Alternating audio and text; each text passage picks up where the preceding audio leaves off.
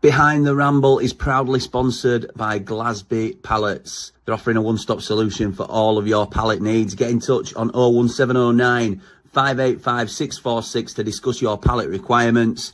Thank you to Sonny and the team at Glasby Pallets for all their support of Behind the Ramble. Coops here. Subscribe to Blaves Ramble. Keep following, and all the best.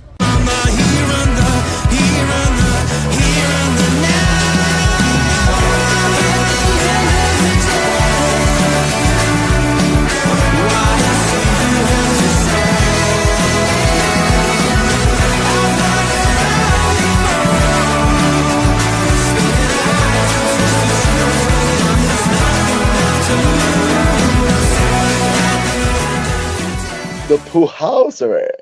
The Poohousery. What is happening, people? Welcome back to the Blades Ramble. What is happening, people? It's weird, isn't it? I'm used to what's happening, Blades. We'll get there in the end. My apologies for being late. It is my fault, purely my fault. Well, it's Mrs. Ramble's fault. She made us do a big shot before I came live. She says I didn't tell her when we were going live. I definitely told her, but please don't show this. So, yeah.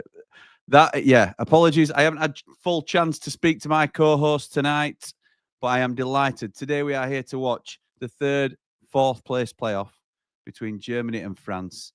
I came to come on live. I thought everything would just about set. My timings were okay, and then I realised I didn't even have a scoreboard for Germany against France. So I've been making that very quickly in the background. I also need to add something very quickly as well, just because it's something I'm going to talk to Gaz about in a tick.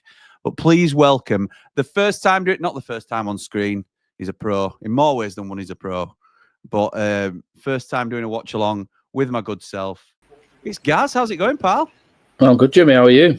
I'm very well, mate. Thank you. How you doing your shopping? Yeah, a little bit rushed, mate. A little bit rushed, but all good. All good. I'll tell you what I haven't done. I haven't bought the game yet because it's $2.49 this one, isn't it? Again on Amazon Prime. Yeah, $2.49. Yeah. It's crazy, pal, because we did two brilliant games in this competition. A pleasant surprise that it was as well in terms of how good. Obviously, the caliber of player, it should be that level, but it was so good to enjoy. Paid $2.49 for that. Don't mind that at all. Don't mind paying $2.49 for this game because obviously it's two quality teams. The final is on terrestrial TV as well, though, isn't it? As far as I'm aware. Just ironic how it works out. So it's one of those things, isn't it? But I think how are you, mate? How are you doing? Yeah, not too bad. Been busy because I'm on R&R, so been very busy. Just trying to get things in. Obviously, made the playoff final just, and then since then, just trying to get things done. Spend some time with the family before I go back. I've got a few days in Glasgow before. Nice. I'm back out to Tally. Oh, it's work though. It's work. All right. Okay. Yeah. 3 days in Glasgow before flying back out there, and that. So, yeah. Back in August then. Had fitness test yesterday, which was fun. How did that go? Are we all good? Are we passing? Or? Yeah, that test I don't find difficult at all. It's only the sprints I struggle with a little bit because of past injuries, but that's a headspace thing more than a physical thing. I was well comfortable yesterday. Are you happy to elaborate on what your fitness tests were about, or are we... Yeah, no, it's fine. So my fitness test it's 10 laps of the track. In relation, what is it? Fitness? What's the purpose of the fitness test? Just a bit. Well, it's professional athletes at the end of the day, isn't it? And even at semi-pro level, we still have to do fitness tests. So I'm going further back, Gaz. Obviously, I know exactly why you're doing it, but you are a semi-professional ref, aren't you? Yeah. So you are a qualified referee that often gives us insight as much as you can, because obviously you're in an awkward position sometimes, particularly if they're controversial calls. But for those that haven't put the face to the name yet, Gaz has made appearances on the Ramble plenty of times, or both on Blades Ramble and Behind the Ramble, part of our fantastic Wembley Ramble on the road. Obviously a terrible day in terms of the outcome, but the stuff that the guys put together was absolutely immense. So it's just really, Gaz, to tie up the loose ends for those that might not be aware of your background, really, and the fact that you are is it a semi-pro ref or a pro ref? You might as well be a pro ref. I'm not pro. I'm not full-time. Anything like that. I did my course in 2006, but I was based in Germany for over 10 years, so never took it seriously, and then came back and worked my ways up the men's ladder all the way up to National League North and South, which is where I still am today. Yeah. And then I've always done the women's game as well, before it went fully professional and things like that, and I've always enjoyed it. So I then still operate on the women's professional game as an assistant referee, and also on the women's national league, which is your likes of your Burnley, your Middlesbroughs, as a referee.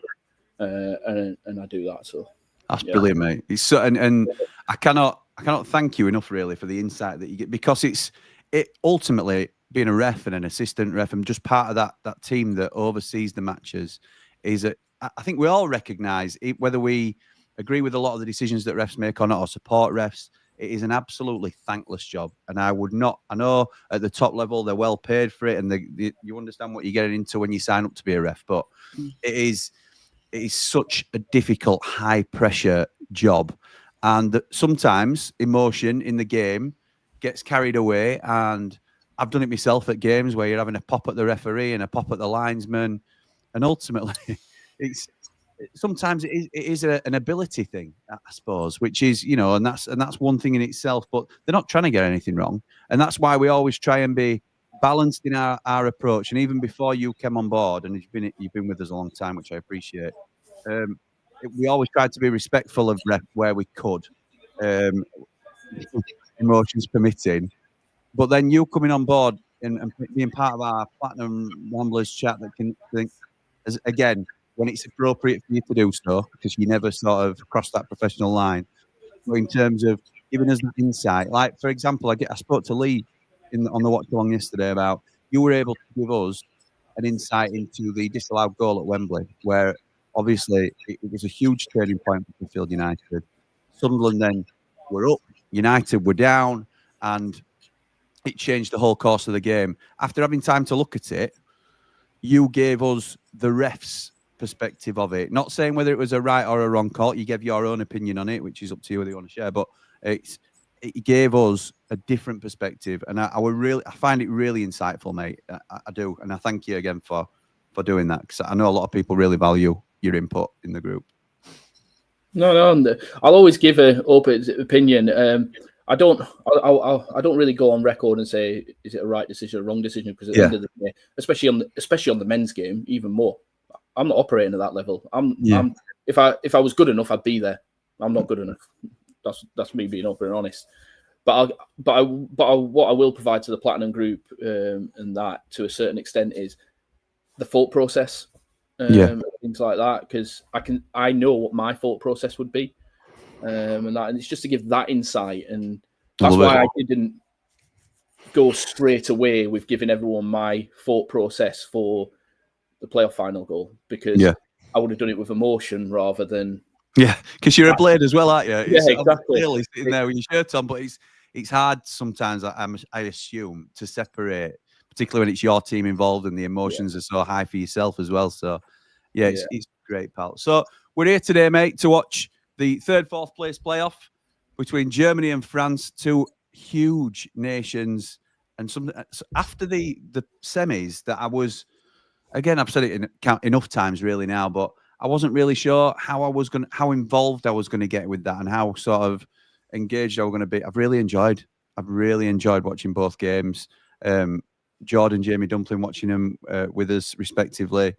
We're now going to be doing the 3rd, 4th teams playing for the 3rd place in the overall competition, obviously, but should be a brilliant game, this. I don't know if you've seen the teams or whether you've looked at the teams.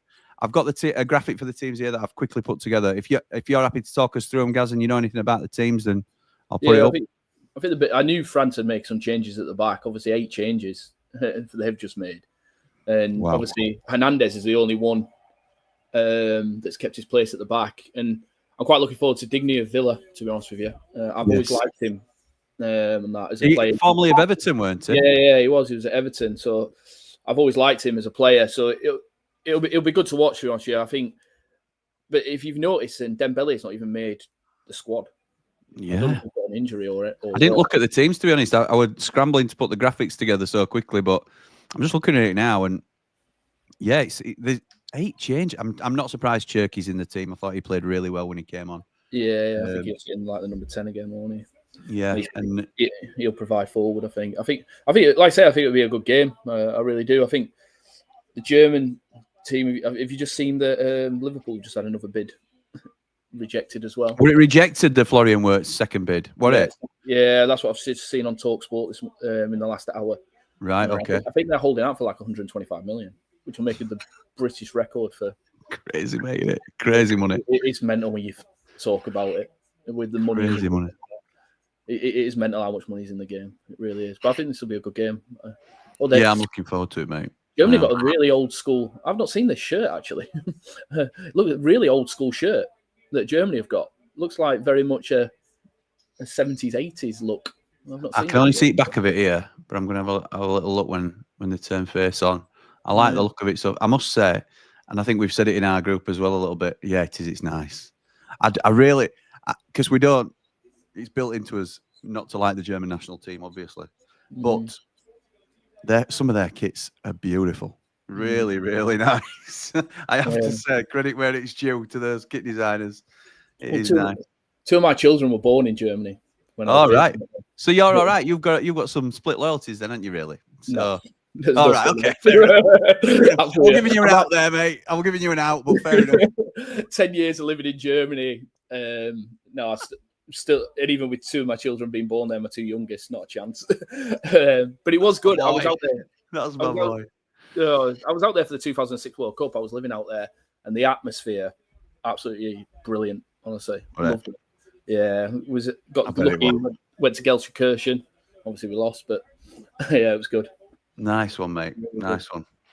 Right, I think I'm just about set to go. In fact, I'm not, because I need to buy my match bingo card before we kick off. That's one thing we're not allowed to do as referees. Just for a bit of an insight, we're not allowed to. So I've got the match bingo app, but I've never used it because I'm not allowed. I'm not allowed to bet on any sort. Right. Okay. So I do accumulators. So nothing at all, even that you're nowhere near linked, because you've got pals that in the game and stuff. I know it sounds really stupid, but I think there's a slight delay of how it's like an hour before kickoff. We usually get team sheets about an hour and a half before kickoff. Right. So we know who's playing half an hour before kickoff. So it's kind of half an hour before the announced teams, you mean? Yeah. So we get announcements in the championship for an hour before. I couldn't tell you actually on the championship. I know last year we at women's championship level got them an hour and a half beforehand. Yeah. 90 minutes. So yeah, it's not. Have you got your timer up, Jimmy? By the way, because we're 15 seconds in. I pressed it, and it's. Oh, do you know what? It's okay because it's behind the scoreboard. There we go. There we go. It was just a technical error, but we've still got the timer on. And it's to be honest, I think I'm about bang on where I need to be. I don't know how. I'm 10 seconds behind, but I don't know how when I'm on. Oh, gas. I don't get why though. I paid for it on Prime, and it's on my TV on the Prime app. I'm doing it through this. Did you do it through Skybox? Yeah, I've done it. Well, I've got Virgin, mate. Okay, well, need to sack Virgin obviously because I'm on 55 seconds now. You're obviously 10 seconds ahead of me. I'll tell you what. I'll pause mine. No, you don't need to do that. We're going to struggle. Oh, Germany through already. Through on goal. It's a shot straight at the keeper. I'm going to have to. Right, it, mate. Let me try reloading because that's mental. That you try reloading first, see if we can get anywhere. Yeah. I've just gone now. I'll pause it so we can sync up, mate. If not, yeah. So 10 seconds behind. So I've just gone 126, 127, 128. Right. Okay. And Germany just threw again. Oh, and it's a shot across the box. Oh my goodness me. Right. So I'm pausing it now. Yeah. I'll talk your time. I'm going to get to 144. 41, 42, 43, 44, 45. Right, cool. Right. We're in sync, mate. We're in sync. Yeah, so all the comments. Don't tell me and Jimmy, there's a goal. Great. Babyface Brett says, good luck, Gaz. Bring in the professionalism. You'll smash this, mate. Yeah, top man. My main problem with refs, here we go. Home Funk clearly wasn't this one before we went live, is when they deliberately don't give a decision because they are scared to change a game. The decision at Wembley was offside all day long. So if it was offside, then he's made the right decision, hasn't he? Yeah. I think I had a couple of questions on it about why didn't the assistant referee give the decision on the field of play? He did. He stood where he was. He gave the decision, and the point is he didn't have the full jigsaw. So he's asking that he can't give line of vision because he's not in a position to give line of vision. So that'll be why. And yeah, I don't know if I've misconstrued Home Funk's concerns there, because my main problem with refs is when they deliberately don't give a decision because they're scared to change a game. I understand that in isolation, but then your follow-up point is the decision at Wembley was offside all day, in my opinion. So they've got the correct decision. And he hasn't changed the VAR call. He's agreed with the VAR call. But if he believes that to be the correct decision, like you do, Home Funk, then that's what you should be doing. I think maybe you might mean as soon as the VAR call is made in the ref's ear, it's a very low percentage, particularly domestically, that we're aware of, that changes the VAR decision, if you like. So maybe that's something that refs are aware of, or the PGMOL are aware of, and they need to work on in terms of still having that independent thought, even though your pals are telling you, I think you might want to have a look at this, or I think this might be something. I don't know if you have any thoughts on that, Gaz. A referee will give what he thinks. He won't. And this is my opinion. That I've been on the field of play in training doing VAR, but I've never done it on a live match. I've never been in the booth, for example. I've done training, but that's it. But I wouldn't care. And this is me personally. Germany through. Oh, and it's a header cleared by France. Germany on top here, like. Yeah, they are. That's stayed in. Just want to see what happens here. Ooh. Yes, mate. Yeah, Germany's still on edge at box. Yeah, Plays it through. Good defending from France, and it's a corner to Germany. Go on, mate. Sorry, you were saying. Yeah. So and this is me. I wouldn't care who sent me to that monitor. If I didn't agree with the decision, I'd say no. I'm sticking to my original. Yeah. The only thing I would caveat it with is that it's human nature to be swayed by people you trust a little bit, in terms of them to have that influence. Like if I was to say something out of turn on here and you spoke to me off air and said, Jimmy, you might want to apologise for that, I might think, oh, actually, it might make me think twice, basically. It's probably a poor example.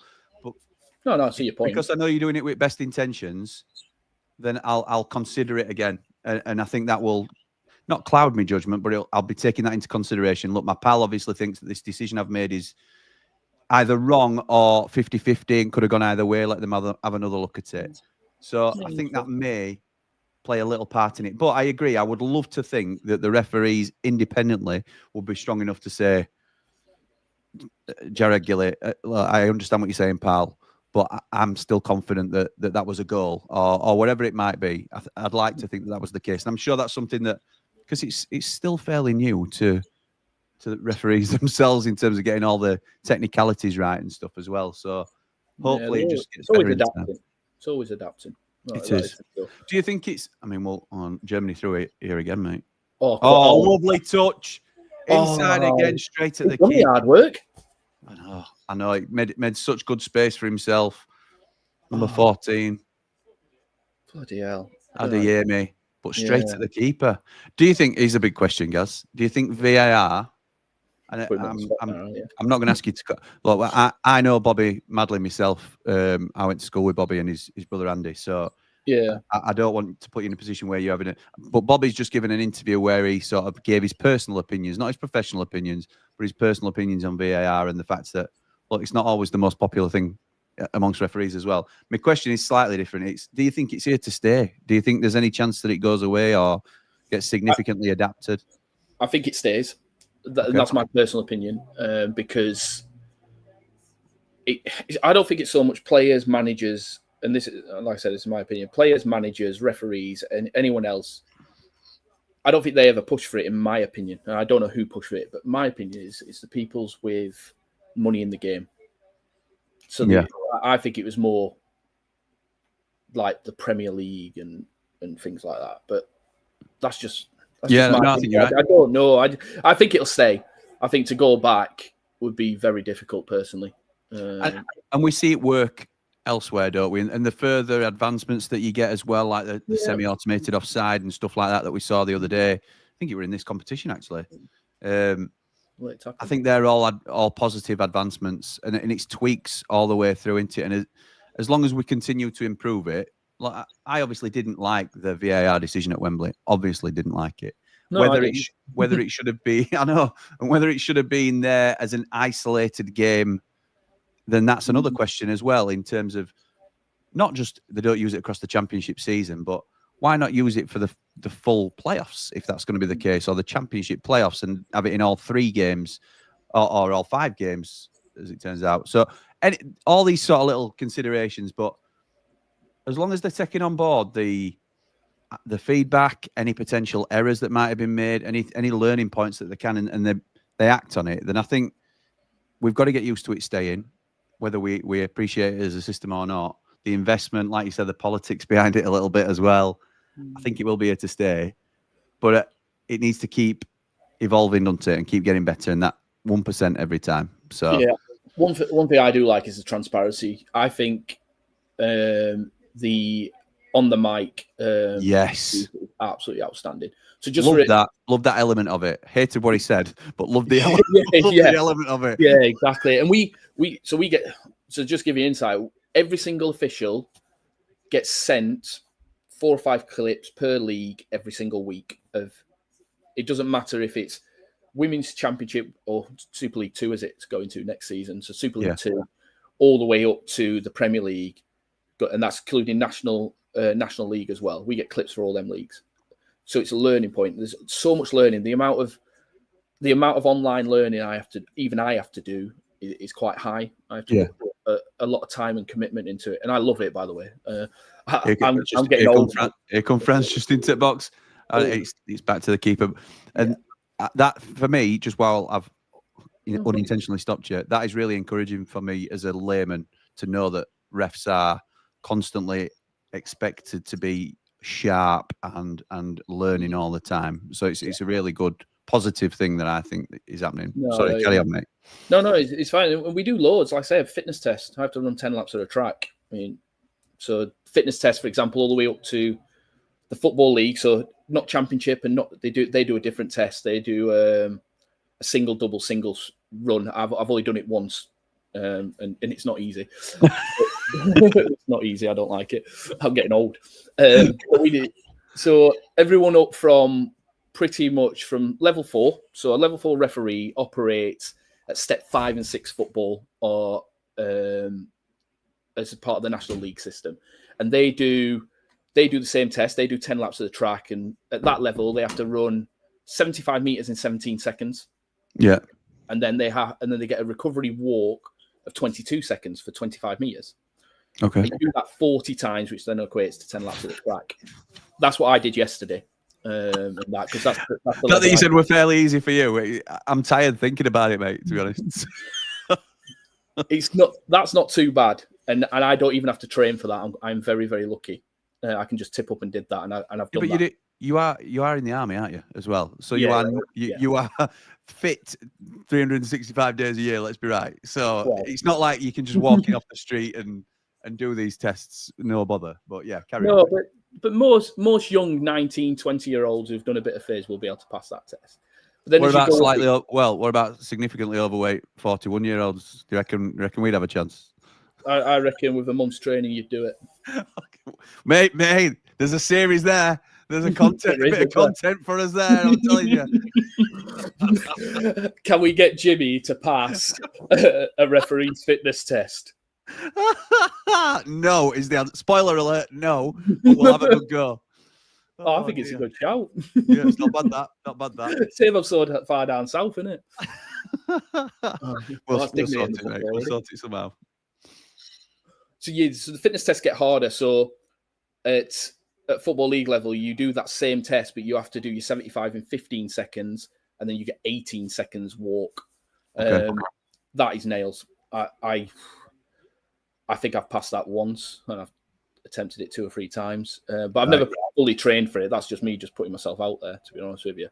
And then you do sprints as well. You do 40-meter sprints. So as a level 3 official, so I'm classed as a level 3 official, even though I just AR.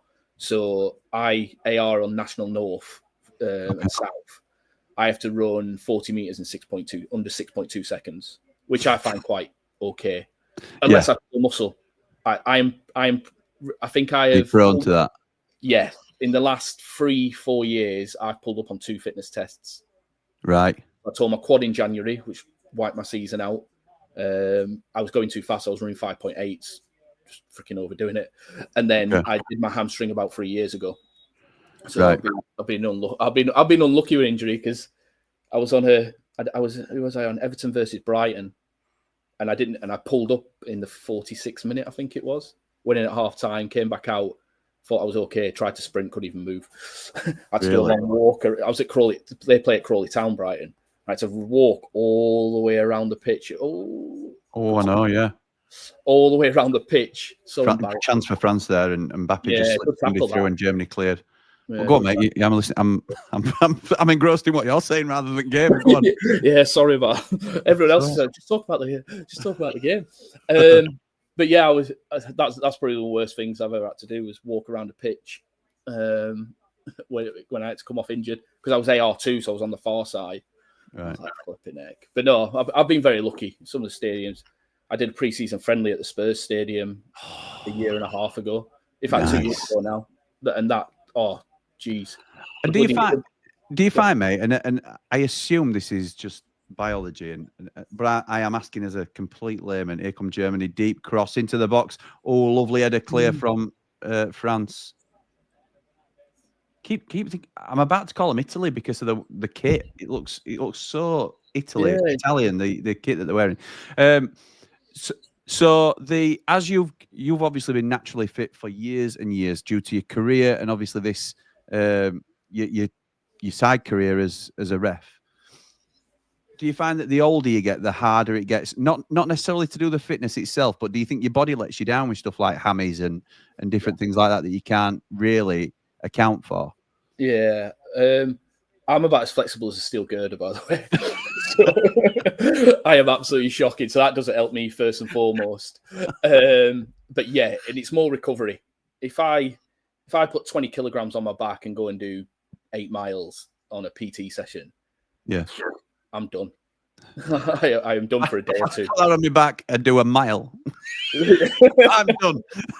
So that is the army / professional referee to layman, regular unfit 41-year-old. But Gaz, I am fascinated by this. Honestly, we have been trying for ages, me and Gaz, to get our heads together in how we can sort of put this into some decent, some like content where you can be open on a regular. Because I would love for you to be able to break down our games in as part of post-match analysis and stuff like that. But we're always conscious, and I always want to.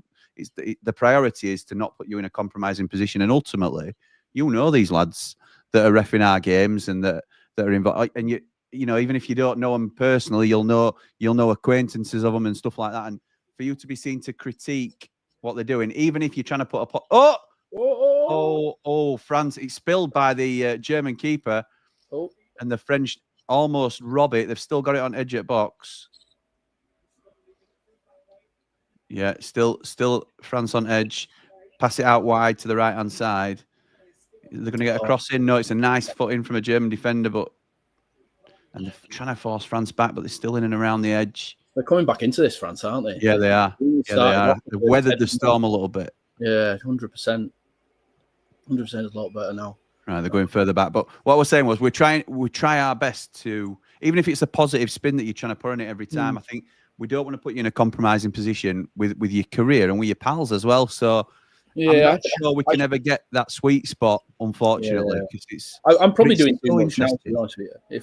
If they found out I was doing this and they looked into it in depth, I'll probably be pulled up. But you think? Yeah, probably. But I've got to the point now, I'll be blatantly honest, where I think, yes, I should run it through the media team and everything like that. And I should, by the way. And I haven't. But I just want to give a bit of an insight. I really do, because I feel the frustrations. It's like I've had some good conversations in the Platinum group with people like Bobby, not Bobby, sorry, Brett.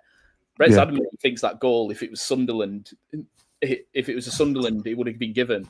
Honestly, I can tell you now, and I say this to people a lot of times, no referee goes out there for one team. They don't. They really, really don't. I've run lines for Sheffield Wednesday at reserve level. Sorry about that. Yeah, I know. It's By the way, this is a big thing, and so we obviously have training camps and everything, and there's media teams and everything like that. On my left calf, I've got a Sheffield United tattoo. So nice.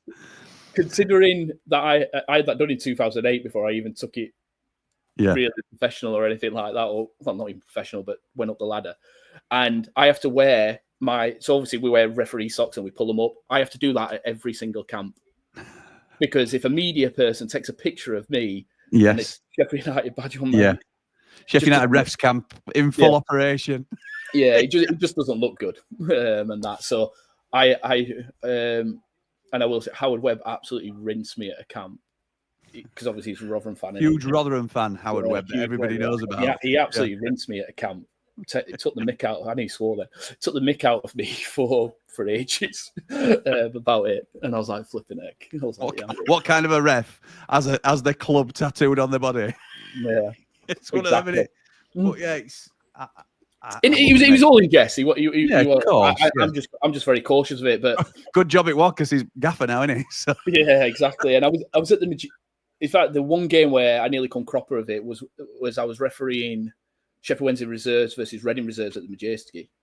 Yeah, and I walked out of the changing room with my socks around my ankles to go and get a brew. Yeah, and I literally got 4 steps out, and I was like, "Oops." About this is literally an hour before kickoff, 45 minutes before kickoff, and I was like, "Oh, flipping egg!" Can you imagine that? One of the players or the coaching team had come out and seen that, and I was AR1 as well, so I was on bench side. God, Jesus, that would have been a hard afternoon. I'll tell you that. Well, I think the only way it can work smoothly for me, and I'm open to any ideas, Gaz, that you're comfortable with, because I think this is really, really good insight, and I know you've got a lot of positive feedback in group from it as well. I think when you hang up your whistle, maybe, I don't know how far away that might be 10, 15 years down the line. It might be next season. It might, we'll see. I'm doing well.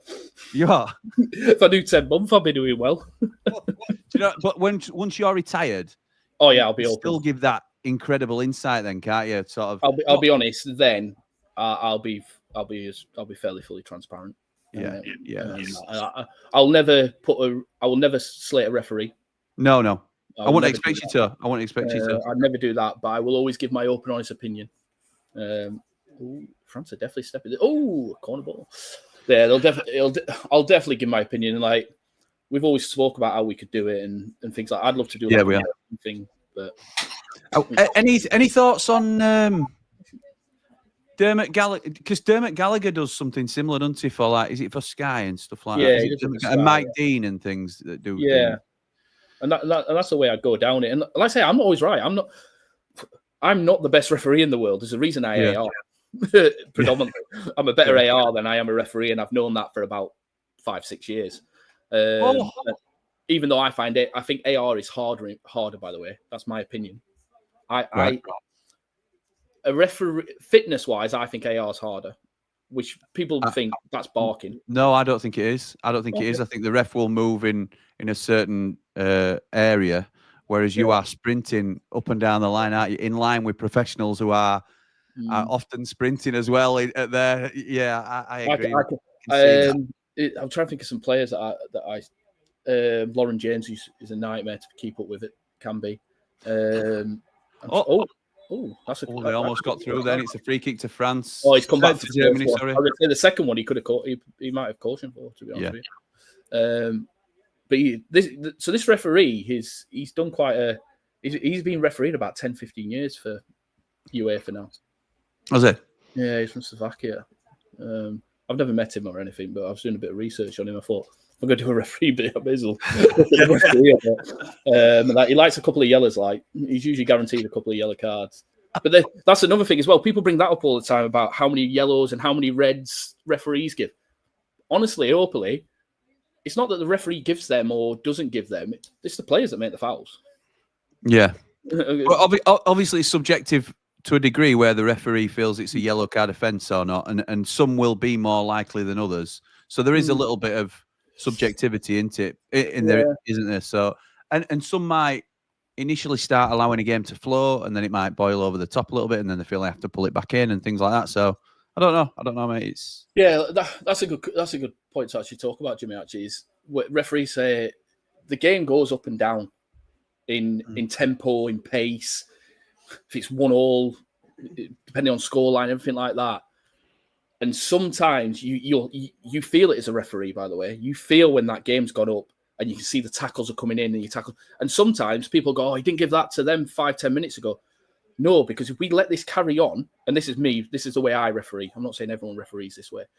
If I see that tackles are flying in left, right, and centre, yeah, I am gonna give a couple more fouls to bring the game back down and say to the captain that goes, right, you need to.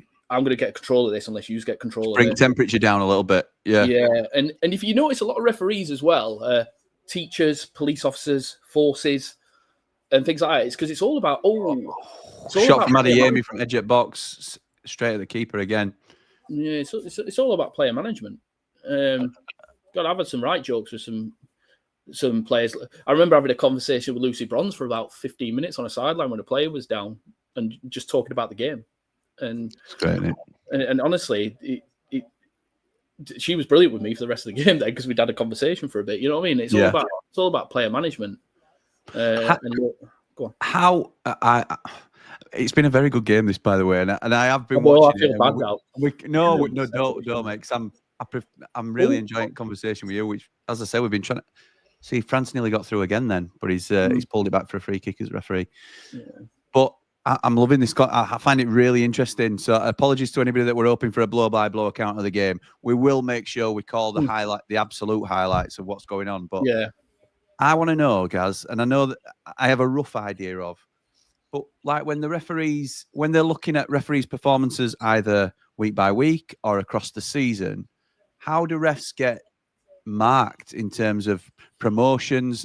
How will people get promoted to the Championship or to the Premier League? And then if they march low, then do they then get a downgrade temporarily, or is it like next season you will be in the National League or next below that, or how does that work? So I'll talk about, say, a national league referee, as in like somebody who's refereeing on the Northern Prem or something like that. Yeah. So talking semi-professional football. So what'll happen is you'll have an observer come out. An observer will come. You'll know they used to years ago just tip up. You never knew. Okay. So there's not just in the professional game then. That obviously we watch around United. Is there an observer at every game? Yes. So the Premier League graded every game. So the Premier League in fact, I won't talk Premier League because I'm not 100% because I've not operated there. So Women's Super League, for example, 2 years ago was done by video. Okay. And they would literally every single decision you made in that game got marked as correct or incorrect. Okay. It didn't matter if, I don't know, Millie Bright stood and literally kicked the ball out. No relevance, nobody near her, anything blatantly, the opposition throw. It'll be marked yes or no. It didn't matter if it's a difficult decision. And you get marked and you get a percentage on that. So that's the way it used to be on there. It's now done with an observer at grounds. So every single ground, every single game will have an observer. So also your coach the referee coach will be there, or an AR coach will be there sometimes as well. And you get a mark. So the box, you'll get a box. There's a level of a mark, and then you'll go up if you do well and get decisions correct, and then it'll go down if you're not up to the standard. And there's a mathematical algorithm that works out how well you've done. I.e., a blatant offside decision is not going to be as highly marked as a really tight offside, and it usually comes down to difficult, routine, non-routine, and difficult. Basically. Okay. And then you get marked on that, and if you aren't performing, you're getting demoted. The competition is there. There's people waiting to take your place. Yeah, and it doesn't matter. It doesn't matter if you're the most liked person in the world or not. Yeah. Yes, there's a bit of a holistic approach. There is, but predominantly, if you ain't performing, you ain't staying. Yeah, yeah. Everyone says people don't get demoted. People They do. Trust me, they do. So is there like one more thing actually on that? You know when people say, "Oh, Thingy's made this decision wrong in this Premier League game," and then they've been dropped down to the Championship with that. Yes, that's probably been planned well in ahead, by the way. Oh, that's what I'm going to ask you next. Yeah. So it's not that is don't get me wrong. I don't fully know, by the way, because I'm not a Premier League referee, but I know for a fact in my group, people operate on the Women's Super League and the Championship. They do both. Yeah. And that's a different level of league. Yeah. They do both. Yes, you're predominantly a 1W referee, as it's known, as a Super League referee, or a Super League 2 referee, as it is now. You're a 2W referee, but you bounce between the two. Yeah. And that's when people say, "Oh, Chris Kavanagh this week, he's on the freaking Championship. He must have had a shocker last week." That's not always the case. So they do so many games. So when is there like a end of season holistic review where they will look at everybody's scores and say, right, well, next season this guy's done really well. He's going to be promoted to the Premier League, and we want him involved more in the Premier League this season. This guy hasn't particularly performed as we'd expected. Maybe we drop him down to the Championship for a season. And is it as cutthroat or as it is cutthroat. I'll be honest. I'd be just giving an opinion on that. I haven't got fact-based stuff on that because I don't operate it there. Okay. You could caution for that. You could caution for that, you know. He has done. Look at that. Look at that. First yellow card and Gaz has called it. Second one, by the way. Yeah, We're too busy talking, that's it. But yeah, I don't fully know. I'll be blatantly honest. I know they have like core groups and development groups and things like that to try and bring people through. But I'm not fully au fait. Believe it or not, I don't operate at PGMOL for the men's game at all. Okay, right. It's not that I'm not at that level. I think and this is the world of guy. I think I do okay at maybe National League. I think I'd go Football League. I'd love to be a Football League assistant referee, but I think my time's gone there. Yeah. I'm 43 years old, and it's not an age thing, by the way. Benjamin Button. I wish, but I don't think I'd ever get there. But honestly, I enjoy it still. As long as I still enjoy it, I'll keep doing it. It's not an age thing, is it? Though it's a fitness thing, and yeah, it is. You have going on a lot longer. So I tore my quad in January on a fitness test. That class is a fail, even though so I was at a camp and I had a scan within 3 hours. Scanned and they could see this. Oh, the Amy almost a decent touch. Oh, has he been brought down there? I didn't think so. What do you reckon, Gaz? Oh, he's given it. I didn't think it was. He's given. I don't think the ARs give that. The ARs might have had an input on that, you know. Penalty to Germany. That's interesting that you say VAR may have had an input there because there was the AR. Oh, the AR. The assistant referee. Right, I got you. Okay. Yeah, he's definitely on I didn't know whether somebody might have quickly said. No, so the VAR won't get involved like that sort of thing. Is he onside as well? He's onside. I didn't see the replay. Right. So that's one thing we do use is the. So he has kicked the ball away. There's no way he's keeping that ball in on the field.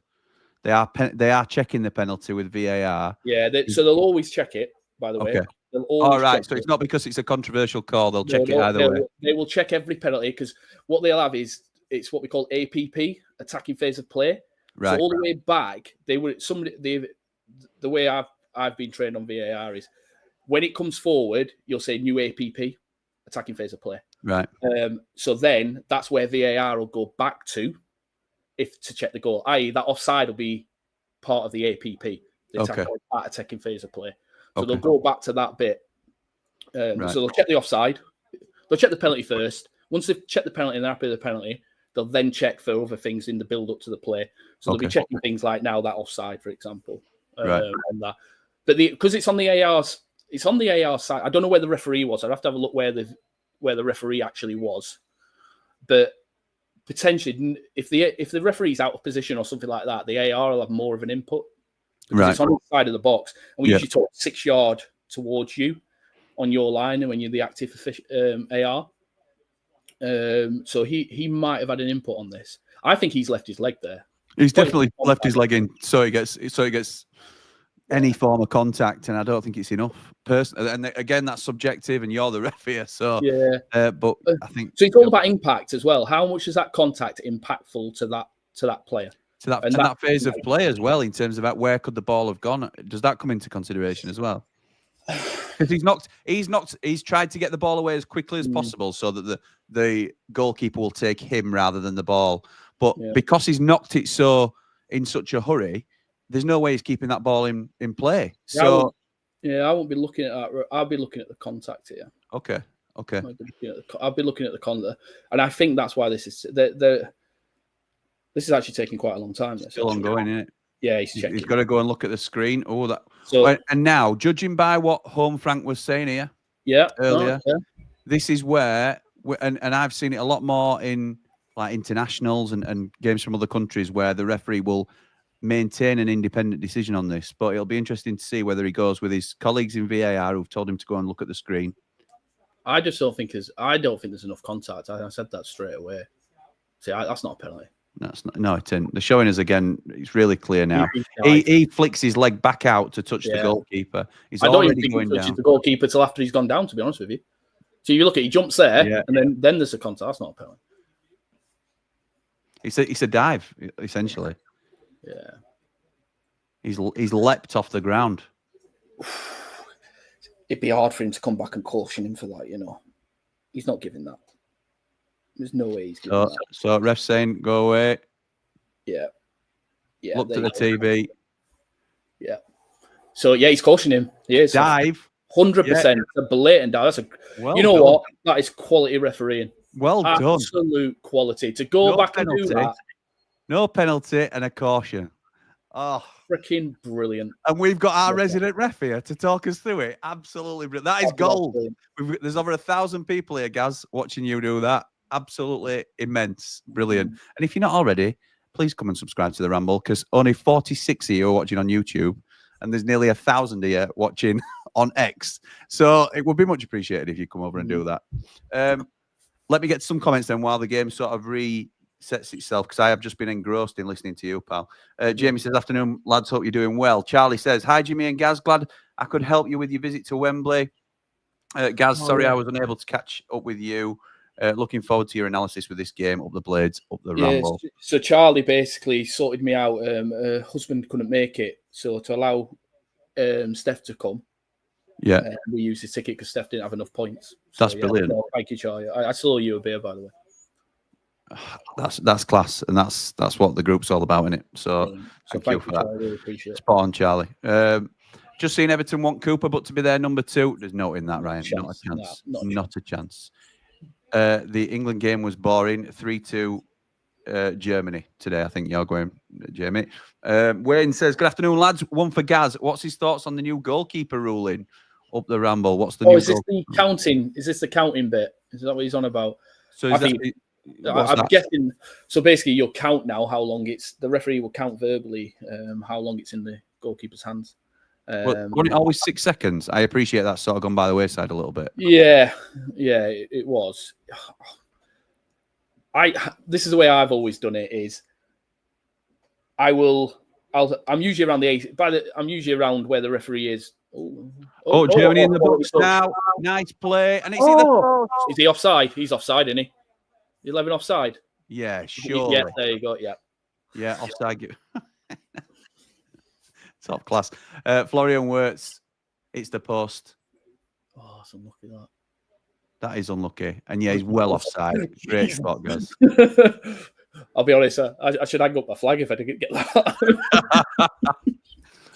Because that would be shocking. So what I usually do is... No, it's nearly a nice through ball, but... Yeah, nearly. So I usually, if the goalkeeper's got in his hands, I'll come back into my position where I'd be. And if he's still got it in his hand, I'm giving him the come on. And stuff like that. And then I'll let it go. The point is, and this is me, this is the way I referee, right or wrong, is I'm not gonna give a free kick and a yellow card when it's in the goalkeeper's hands. If I go to do him for time wasting, I'll do it on a goal kick. Okay. Is there a position, just something you said there that interested me. Is there a position that you always reset for different phases of play? Like you're in a certain position for a penalty, you're in a certain position for a goal kick, all these sort of things. So you will aim to get yourself into a certain position by a certain time.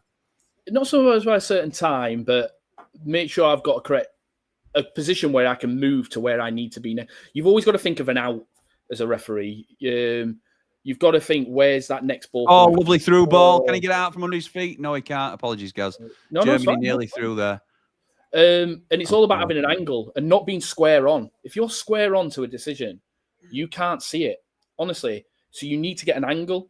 And it's not so much proximity sometimes. It's more about the angle. And this is coming from somebody that's an AR, by the way, not a referee. No, it's great, mate. It's great. And what they try and do now with referees as well is, like years ago, and the English games still like it a little bit at the lower levels, is they want you to be behind play and then sweeping up. That's starting to go away now, where they want you, and I'm hoping I'll see if I can find an example. He's sweeping up play at the moment because of how he is. They like you to try and get ahead of the ball. So you're literally looking at it, and then you can move your body more than around. And that's the way they like it at UEFA and higher and that. Grassroots football not so much. Right. It's hard to do. It's hard to do because the standard of play is not there. Thank you, mate. Afternoon, gents. Do you think we'll get new kit manufacturers in the upcoming season? I think we could. I think we could, Jack, to be honest. Ian says, afternoon, Jimmy and Gaz. Fancy a France and Spain double today. Hope it's entertaining and we don't go down the office rabbit hole again. Yeah, but I don't. Well, France were through then. We just got a referee one instead. I know. Honestly, yeah, it's been great, this, guys. Thank you. Nige says, evening, fellas. Evening. Let's hope this game's more entertaining than the dross yesterday. It weren't a great game. I love chatting with Lee, but the game wasn't great yesterday. Sitting back, Sunday dinner on the go, beer in hand. If Carlsberg did Sundays, up the blades, up the ramble, up behind the ramble, like and subscribe. Danny says, do you know when the friendlies will be announced, lads? I think we've already announced one for under 21s against Sheffield FC. I think it'll be more probably back end of the month and maybe beginning of July that it starts to get all sorted in terms of when people are back from their holidays and stuff like that. Could be any time, to be honest, Danny. Could be any time. Hey, Jim, hope you're well, fella. Thank you, Daryl. I am, mate. Dublin Blade says, what are these teams playing out? The way to go is side to side, back to the keeper, roll out to the fullbacks, go back to the keeper. This attacking a team and it will never catch on. It'll bore people to death. Do it like England. Yeah, absolutely right, mate. Brett says, the offside at Wembley sticks with me, not for the decision itself. It's more the VAR used when it wasn't a clear and obvious mistake, as even refs have different views of it. Keeper, whose view was obscured, apparently didn't even complain, and no conspiracy. But I think if Sunderland would have scored that goal, it would have been given. Sorry, Gaz, it still hurts. Yeah. So that is more a case of it not being a clear and obvious mistake. Doesn't matter. Okay. So is that a common misconception then? Yeah, clear and obvious, yes. As in, if a foul, I'll use that penalty as an example. That was a clear and obvious, not a penalty. That's why it got involved. The offside's different. That's a goal that's been scored. It's not about five tackles. Offside is... it's got harder, by the way. Offside, the amount of considerations we have for offside now compared to 5-10 years ago is totally different. But it's quite a fairly factual decision. You're either offside or you're not. Yeah, it is. Yes, it's not subjective, is it? Like a lot of decisions, it's not subjective. And that's what I mean. And that's why if that wasn't a line of vision, that's not a subjective decision. You wouldn't even gone to the monitor. So if he's offside, you don't go to the monitor. All right. Yeah, you only go to the monitor when it's a subjective decision, and that's what happened with Cav the other day. He went to it because it's subjective. Do you think he's slightly? Was it Jared? Yeah, with Jared on. Yeah, with Jared Gillett, yeah. So Jared's obviously thought, right, there's a line of vision. Cav, go and have a look. Go and have a look and see what you think, because it's you're the referee, you make the decision. So, and that's what happened. So it's nothing to do with clear or obvious when it comes to stuff like that. Okay. David says, afternoon, Jimmy. It's Gaz and all the Ramblers. Hope I stay awake for this one. Yeah, it's been a good game, mate. Apologies that we haven't really called it blow for blow, but we have got all the big talking points in. But I've just been engrossed in what Gaz has been saying, to be honest.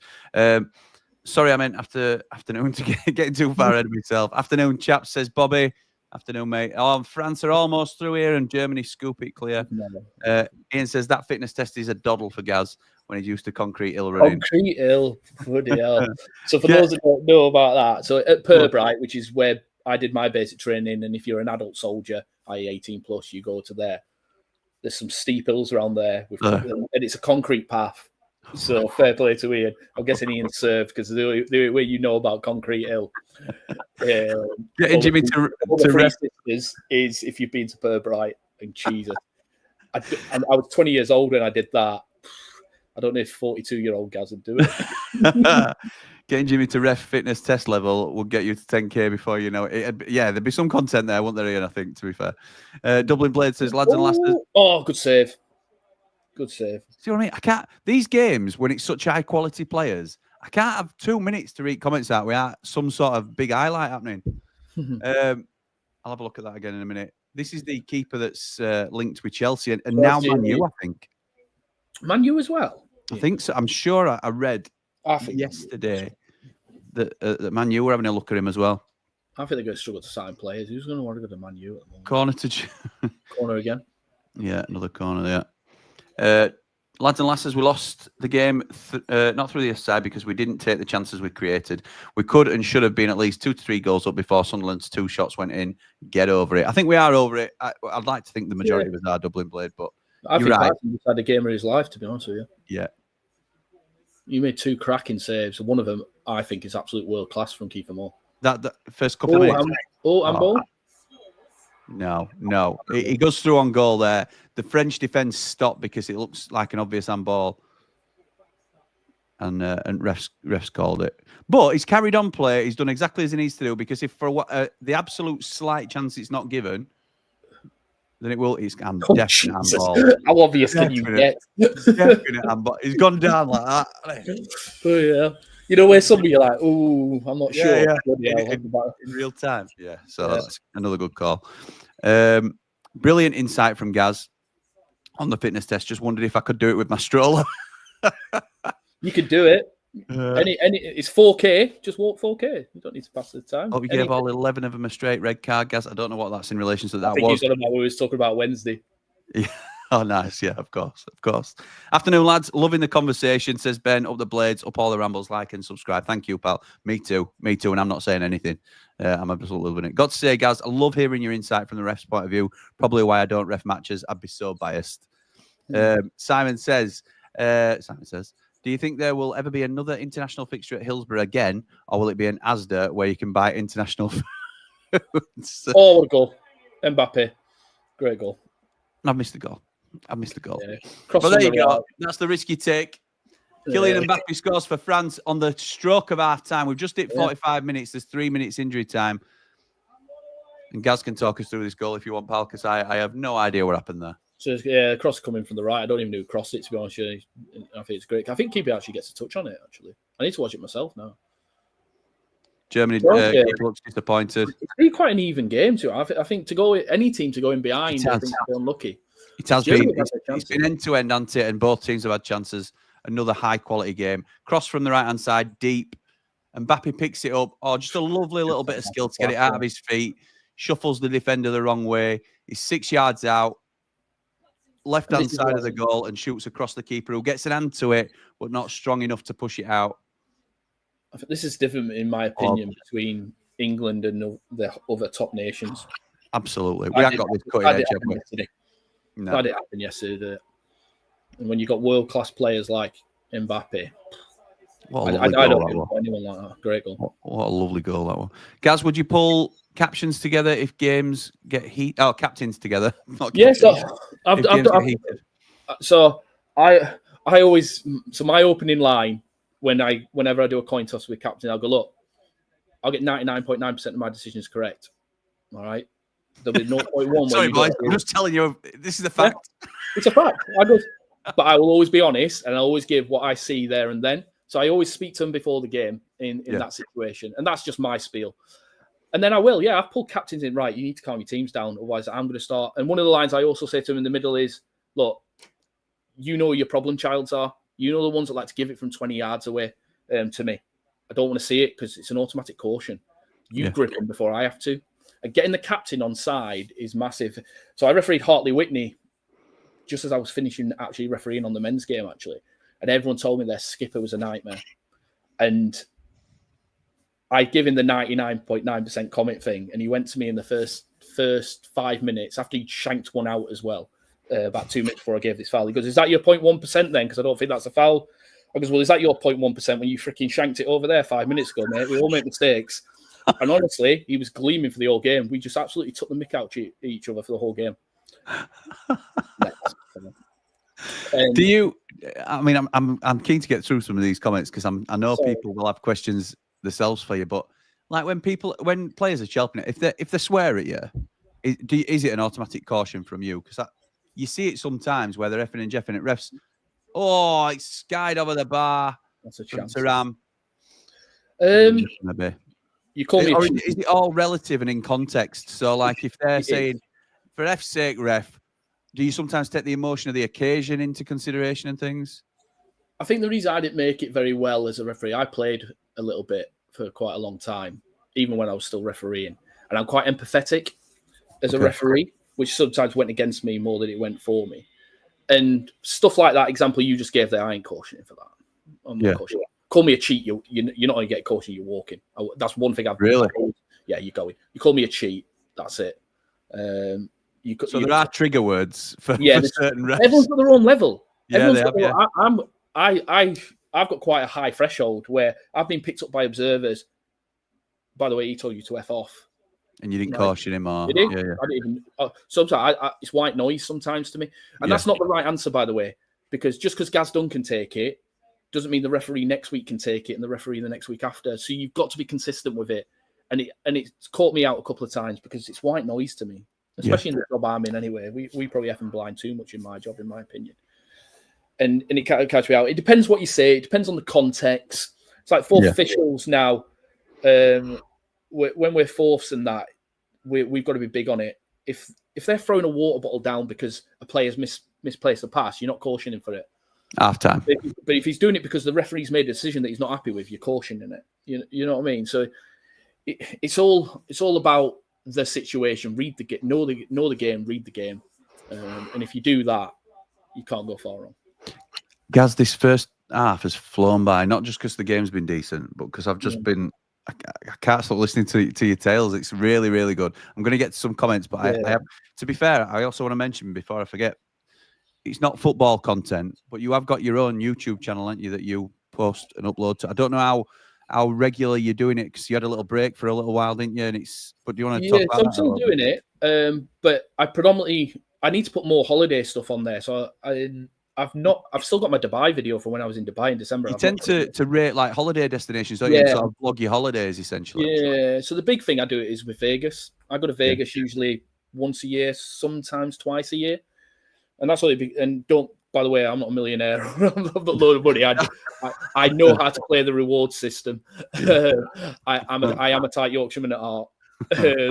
And I just know how to play the system. That's the only reason I go all the time. It's actually costing us cheaper. We're going in August to Vegas, so I'll be vlogging that. That'll be on my channel. And you've got two very good jobs as well, to be fair. As well, yeah, I have. But it's actually costing us cheaper. We had New York booked, and it's cheaper for us to go to Vegas for 8 days, and it was going to cost us to do 4 nights in New York with hotel. Really?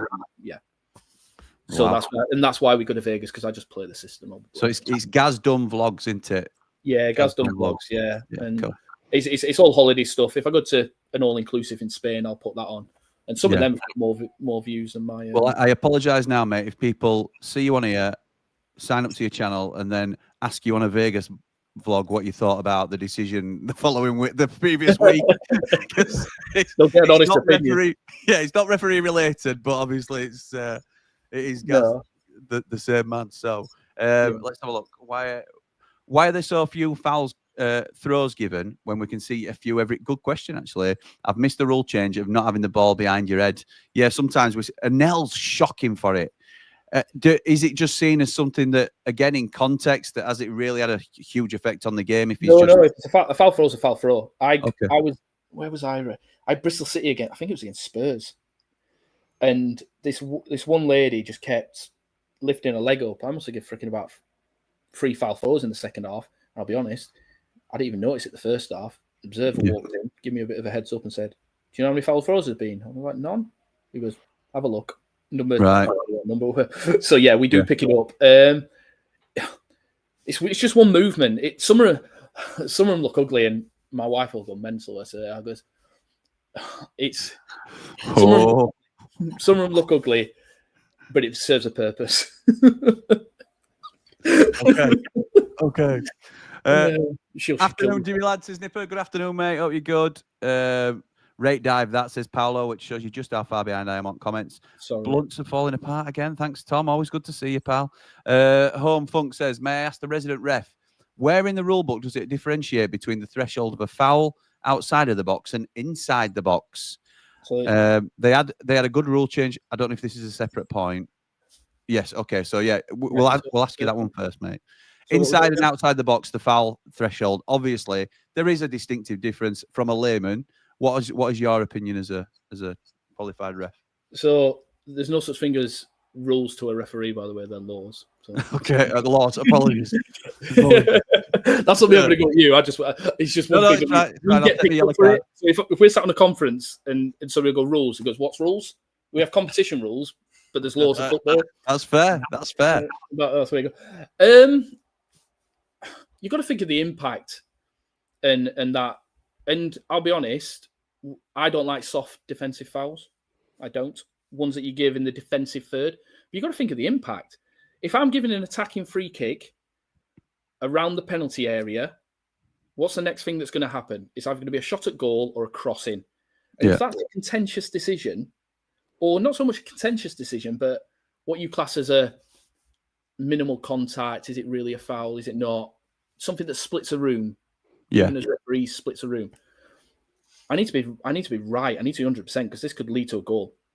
Where if I'm giving it to defensive, and this is my opinion, by the way, if I'm giving a defensive, what's the next thing? They're 90 yards away from goal. You know what I mean? Yeah. So inside and outside, it's exactly the same thing. If I'm giving a penalty, it needs to be a slam dunk. None of this guessing. Do you know what I'm going to do? I'm going to do something unprecedented here. I'm going to do something completely unprecedented, and I'm going to trial it. And I apologise to everybody that this affects, but I am doing it for the greater good of the channel. I am about to shut down the X and Facebook side of this stream. And if you want to watch the rest of the stream, it'll be on YouTube exclusively. And the only reason I'm doing that is we've got 1,300 people here watching. And on YouTube, where obviously we want to try and build our channel so we can do more streams of this ilk, there's 56 people here. So I'll give you all 5. In fact, you've got till the start of the second half to come over and join us on YouTube. And then I'm shutting down the Facebook and Twitter feeds for this stream. You have had fair warning because I am just as interested in all of you. We have hardly lost anybody. We've only been gaining viewers throughout our conversation, Gaz. So thank you again for your continued insight, because people are fascinated by it. And it's been what I think they thought was just going to be a watch along of 2 quality teams, where it's been a great tournament, or certainly we've only watched the semi-finals onwards, but 2 high quality teams. They've got this unbelievable bonus of an insight from a professional ref. So I'm getting a ring off Howard on thingy. Exact. yeah. Brilliant. The higher, so the more eyes that get on it. I don't want to put you in any hot water or anything. One question I've got before I go to more comments is, in your opinion, if you can give me this, because I just want your opinion, and it's a positive spin. Who's the best referee domestically today? And take your the one that your pals. Don't think of them as mates, and who you're closest to. I'm not actually. So no Premier. I'm not. I've met Premier League referees a lot, and that, but not all of them. Who would you watch and say, yeah, this game's going to be sound? He's going to have full control of this. He's great for this occasion. Between me, it's always between Tails and Oliver.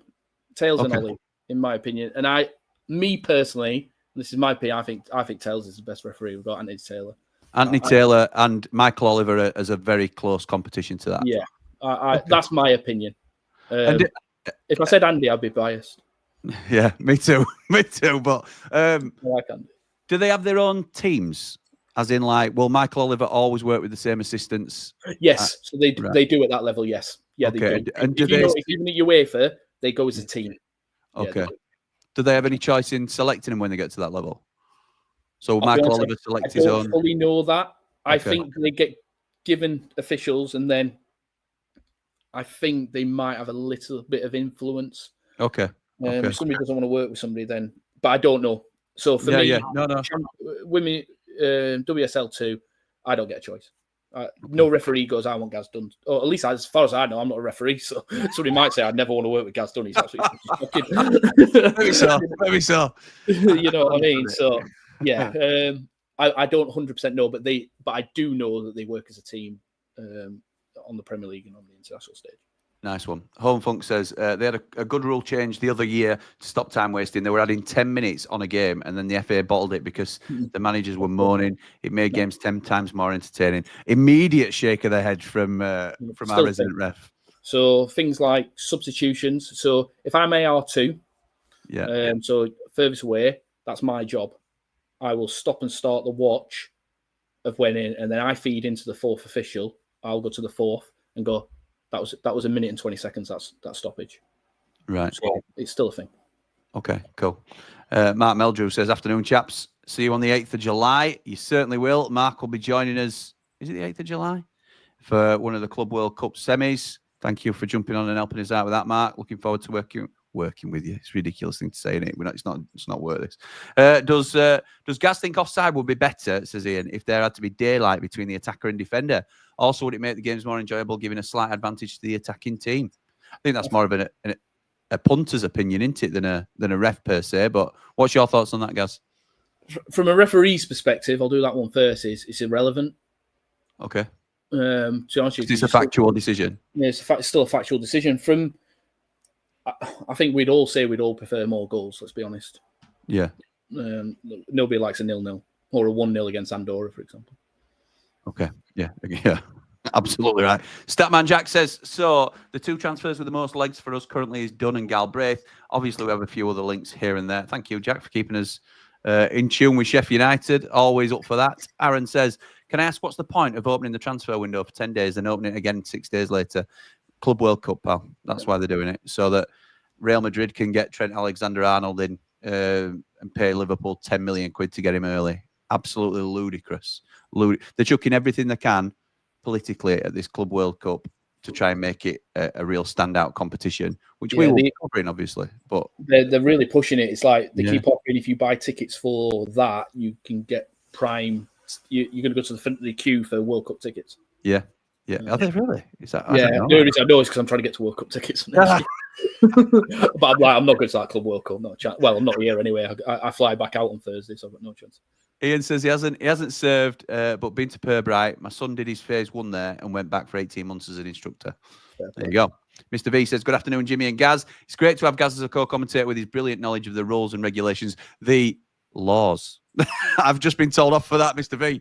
Rightly so. Let's hope there's no controversial points in today's game. Up the blades, up all the rambles. Well, there was a penalty claim overturned, which Gaz spotted, talked us through, and sort of said the ideal scenario here, but it's very difficult for a ref to do, would be to book him for the dive.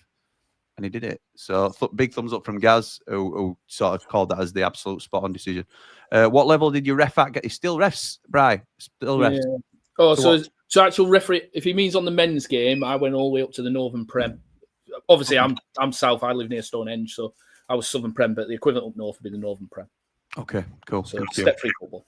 Ben says, would love to see Gaz have a slot next season, reviewing all the key decisions of our games. Ben, me and Gaz have talked about this for 2 years now, about how we can get him more involved in terms of utilising this brilliant knowledge that he's got of the game and all the learning. And I think a lot of it will go off the back of how this goes down. If I don't get phone calls in the next 2 weeks, then we might be able to sneak a few in. Yeah. We might be. I've just got to be very conscious. That's all. Yeah, exactly, mate.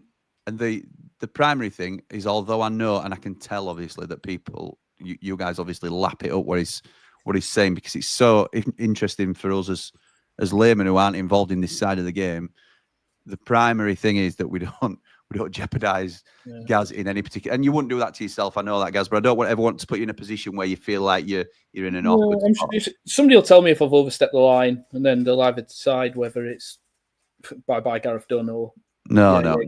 Don't do it again. So. You've said nothing derogatory or controversial. It's just been an interesting insight, I think. Brilliant insight from Gaz, says Wayne. Who's bothered about the game? Why isn't normal speed used in in various things instead of slow motion. So they are. So if you Great. notice when somebody goes to the screen, and I did a training match and I missed a penalty. Like I said, don't referee. I missed a penalty. Got sent to the screen, and the last thing I said on that, and I'm guessing other referees do this, is I went, "Show me that in real time. I want to see the impact." And that was one of my last conversations. So we do. So there's always the option there. Yeah, to do that. So you can ask. I said, I want to see that. Show me that in real time. I want to see the impact. But I suppose that just justifies the original decision, doesn't it, as to why you've gone one way or the other? Whereas the slow-mo will tell you whether there's been. I didn't catch it. Good. I was in a poor position. That's why I missed it. All right. Okay. But the slow-mo will tell you the definites of the situation, won't it? Yeah. So that's more right. Where's that point of contact? Well, it's like when we saw that penalty decision back. When you see it slowed down and you see it from different angles, it's a definite dive. 100% it's a dive. We're at 50-50. It looks a dive anyway when it was in real time. And, obviously we've got the benefit of seeing it on a screen rather than behind the play. But the referee gave the decision, which you were initially surprised at, but it wasn't like, oh, my God, how was he given that? Yeah. And then when the slow-mo comes on and you see the different angles, it's definitely not a penalty. So it does give you that extra level of insight, doesn't it, to the actual incident itself. And they're really good. So the Hawkeye now, the operators are so good now. They've got you the clips before the VAR even have asked to ask for them. That's really good, isn't it? Yeah, that's really good. Teams are just about to come back out. Jack says, Aaron, it was to give the Club World Cup teams extra days back before the tournament begins. Once they submit the teams, they can't sign players until the knockout phase at the end of the month, whereas all other non-Club World Cup teams are able to sign players from the 16th onwards. The EFL just decided to mirror the mini transfer window to allow the Club World Cup teams to sign players from the EFL teams. Interesting, Jack. Thank you, mate. Didn't fully I understood that it was due to the Club World Cup, but I didn't know that the EFL had mirrored it in line. David says, turn the TV off, listening, loving the chat and the insight on refs. Absolutely class, guys. Could listen to this all day. Up all the rambles, all the blades, like and subscribe, please. Thank you, David. And it is just about to be the second half. So, as per our previous shout, I am going to say thank you to everybody that's joined us on X and Facebook. I am going to now make this a YouTube-only stream. So it will plummet our current watching numbers, but we are doing it for the benefit of the channel. And if you're enjoying the conversation, then please do come and join us over on YouTube, and we'll see you. I didn't even know that was a thing, Jimmy, to be honest. I've always just watched it on YouTube. No, it's I am just removing. It says it's giving me the options to delete on X and Facebook, but I'm not going to do that. So anyway, right. So that is now shut down as an outlet. I am just going to get the second half timer up and running in a sec when they kick off, because they just stood over it. There we go. And we're off. Okay, so Mitch says, as if there's only 50-odd people on here. There weren't, pal. There were nearly 1,400 people when I've just shut that down now, which may seem ludicrous, but YouTube is the platform that, it's where we're building. So, or we're trying to build. So, and I'm using Gaz as bait, essentially, to get them to come back over, because I know they were here because they were loving the conversation. And I can only thank Gaz for that. Jimmy Ramble, marketing funnel genius. Like and subscribe. Spirits fans. Dublin Blade says, a great insight by Gaz and very interesting conversation. But where is snowboarding, bingo, dogs fact like Lee yesterday? Exactly, Dublin Blade. People bring different things to the table. I don't know whether you were able to watch yesterday, Gaz. I watched it in the second half. So Lee was bringing the most obscure facts about the opposition players, because England, Andorra, away come France down the left-hand side, by the way, cuts into the box. Oh, I'm Mbappe again. Mbappe, how have you not hit the target there? He does all the hard work, cuts inside, defenders spun, and it goes wrong side of the near post. Unlucky that. So yeah, it just brought a load of obscure facts about the Andorran players and chucked a couple of red herrings in there as well. So always interested. Stuart says, afternoon, Jim Bob. Did you go out in the taxi, not the fake taxi? You're not catching me out with that twice. Last night after the stream as planned. Yes, I did, pal. I did go out in the real taxi. So that is a YouTuber episode coming up, and it's one not to miss, really. So I enjoyed it. Thoughts on Keith? It's all about me. Stroud, says Home Funk. Wow. I tell you what, I'm not going to. Here come Germany. I don't know Keith, and I've never met Keith, by the way. I don't mind taking any questions, but again, in line with even if Gaz knew him or didn't know him, I'm not going to ask him about individual refs. Yeah. I'll tell you if I knew him, and that, but I'll be honest, I've never even met him. But you'll appreciate Home Funk. Hopefully, me not sort of. Well, what do you think about so and so? So and so, he had a crap game against us this season. That's not what. I can't comment when you haven't seen me referee yet. Yeah, exactly. We don't know the bar that we're dealing with. Yeah, you know the bar. I think Georgia. I remember. So my first live Sky game, it was Brighton versus Man United, right? And Courtney Sweetman-Kirk, obviously Sheffield United player at the time, she was there. She was doing the co-commentating, and I made the most howling offside decision, and she slated me, and absolutely slated. And to be fair to her, I can't remember what her name was. It was the left winger for Man United, and she's about half a yard onside, and I've given it offside. Really? Fair play to Courtney second half. I disallowed a goal for Ella too. It actually went to panel as a difficult decision, and I got backed. Where I disallowed a goal for Man United in the second half, and then she was singing my praises. So fair play to her there. And Georgia had some really tight calls in that game. I didn't see that, by the way. So what happened there was Adeyemi went through on goal. It bounced. He didn't judge the bounce, and then it looked as though it could have been. I don't think he was, but pushed in the back. French now on the break, and it's a shot from the edge of the box, which is blocked. They've now got it on the right hand side, just into the box. Pulled back, but it's crowded out by the German defence. Interesting. So Bryce says, please help us build the channel, like, subscribe and share. We are the best Blades channel on the net. Thank you, mate. That's very kind of you. Be a part of our team, folks. Got a great Howard Webb story. I work with his sister. He's a top-class bloke, says Mark Meldrew. Oh, it is. Yeah. And just for awareness, he's married to a referee as well. BB Stonehouse Webb. All right. Was my boss until... a year ago. Now she's now working for UEFA. She's German and one of the most upfront people I've ever met. I've got a lot of time. Really? Yeah, she's brilliant. Oh, nice. Well, Mark, do share if it's clean about Mr. Webb. I certainly don't want to be. It's cleared by France. He just dropped it. Could have done a bit more with there. Adeyemi's been involved in an awful lot. He's been very busy, but not as. Jesus. I'll tell you what, that's not a yellow card though, and I'll tell you why. Because there is contact. Yeah. Okay. So it's very hard for a referee to give a yellow card for when there's actual contact. Even though he's milked it, but you cannot determine how much he's milked it, I suppose, and all that sort of thing. So the other one, he blatantly dived. He did. National diver would be happy.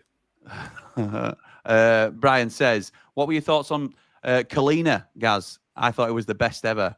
I thought it was very, very good. I do think as well, though, his luck had a big part to play in his reputation. He took no, did he? Yeah, Luigi Kalina. He was just iconic as a referee, weren't he? He just tell players exactly how it is. I think he's brilliant. And who's the rugby referee? He retired a couple of years ago. That's another.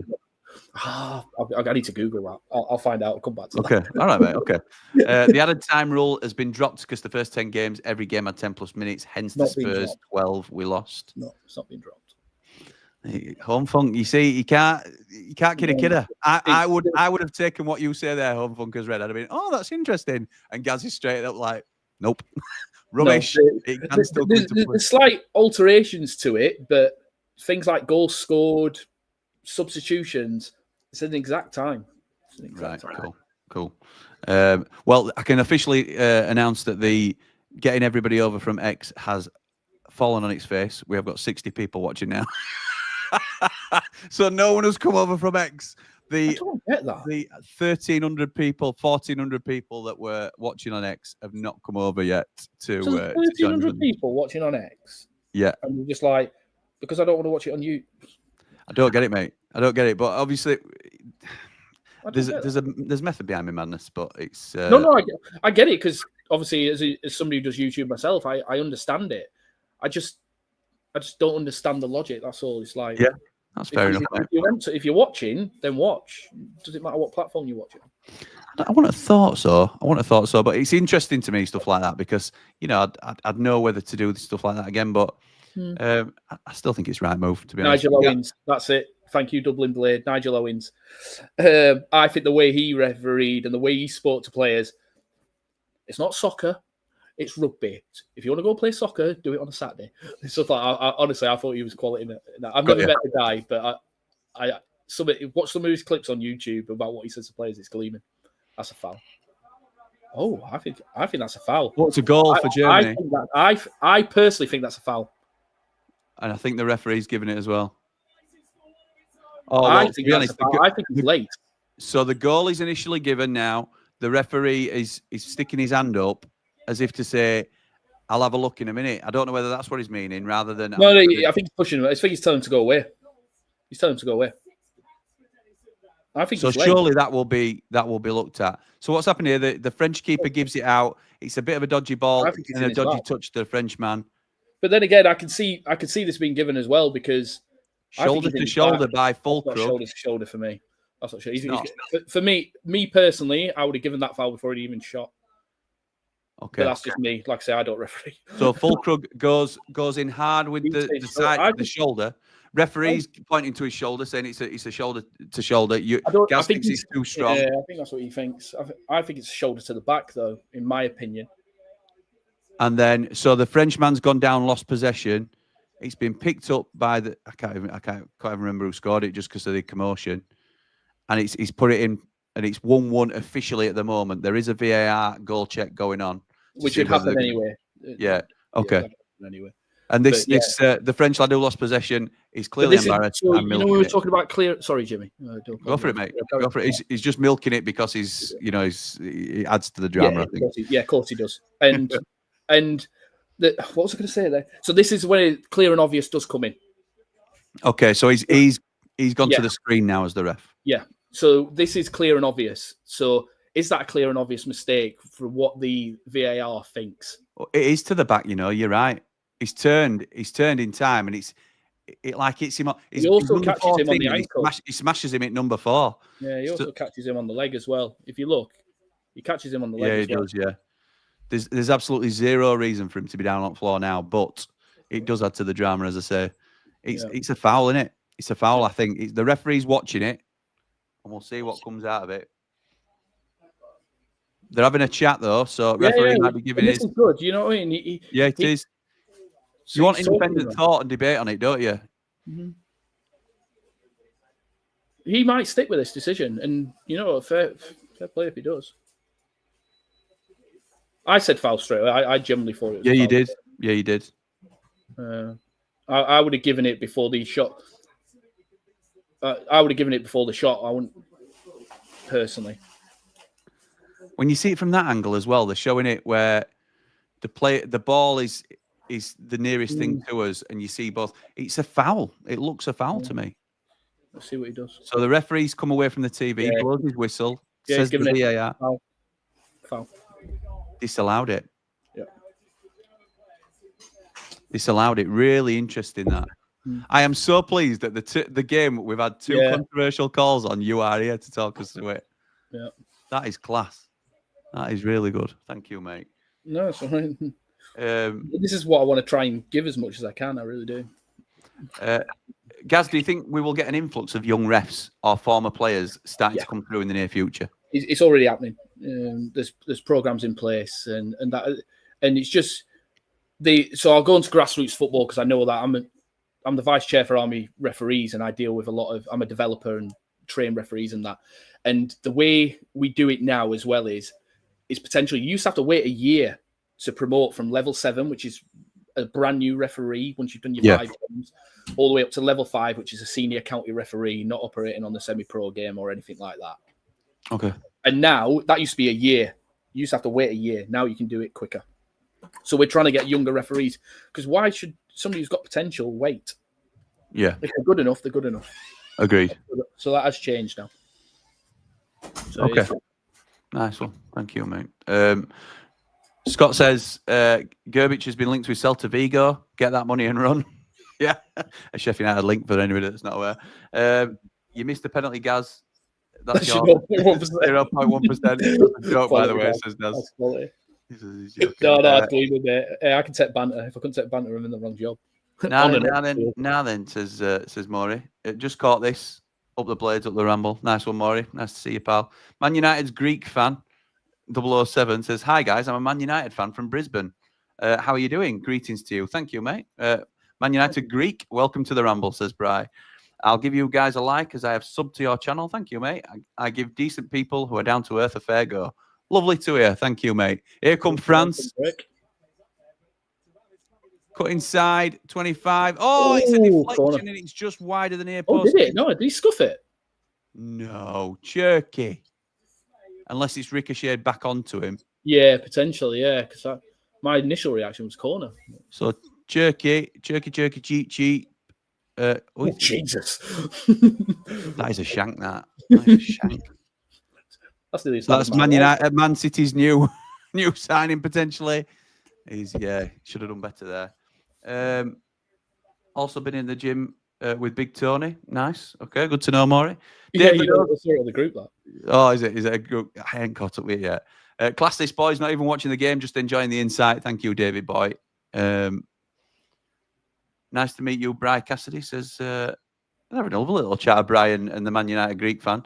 Thanks. We're very friendly mob in here, but here come France again. It's squared. Oh, surely. Edge of the box. Oh, it's in the post. Is that Thuram? Yeah, Thuram, it's the post. It's the post and goes out. It's unlucky, that.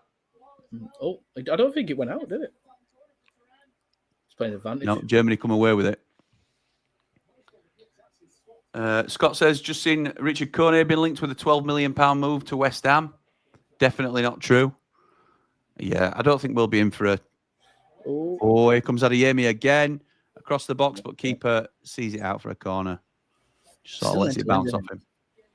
I don't think we'll be in for a top money striker this summer, to be honest. I think Tom Cannon was our big spend. I think Tyrese Campbell's our number one striker.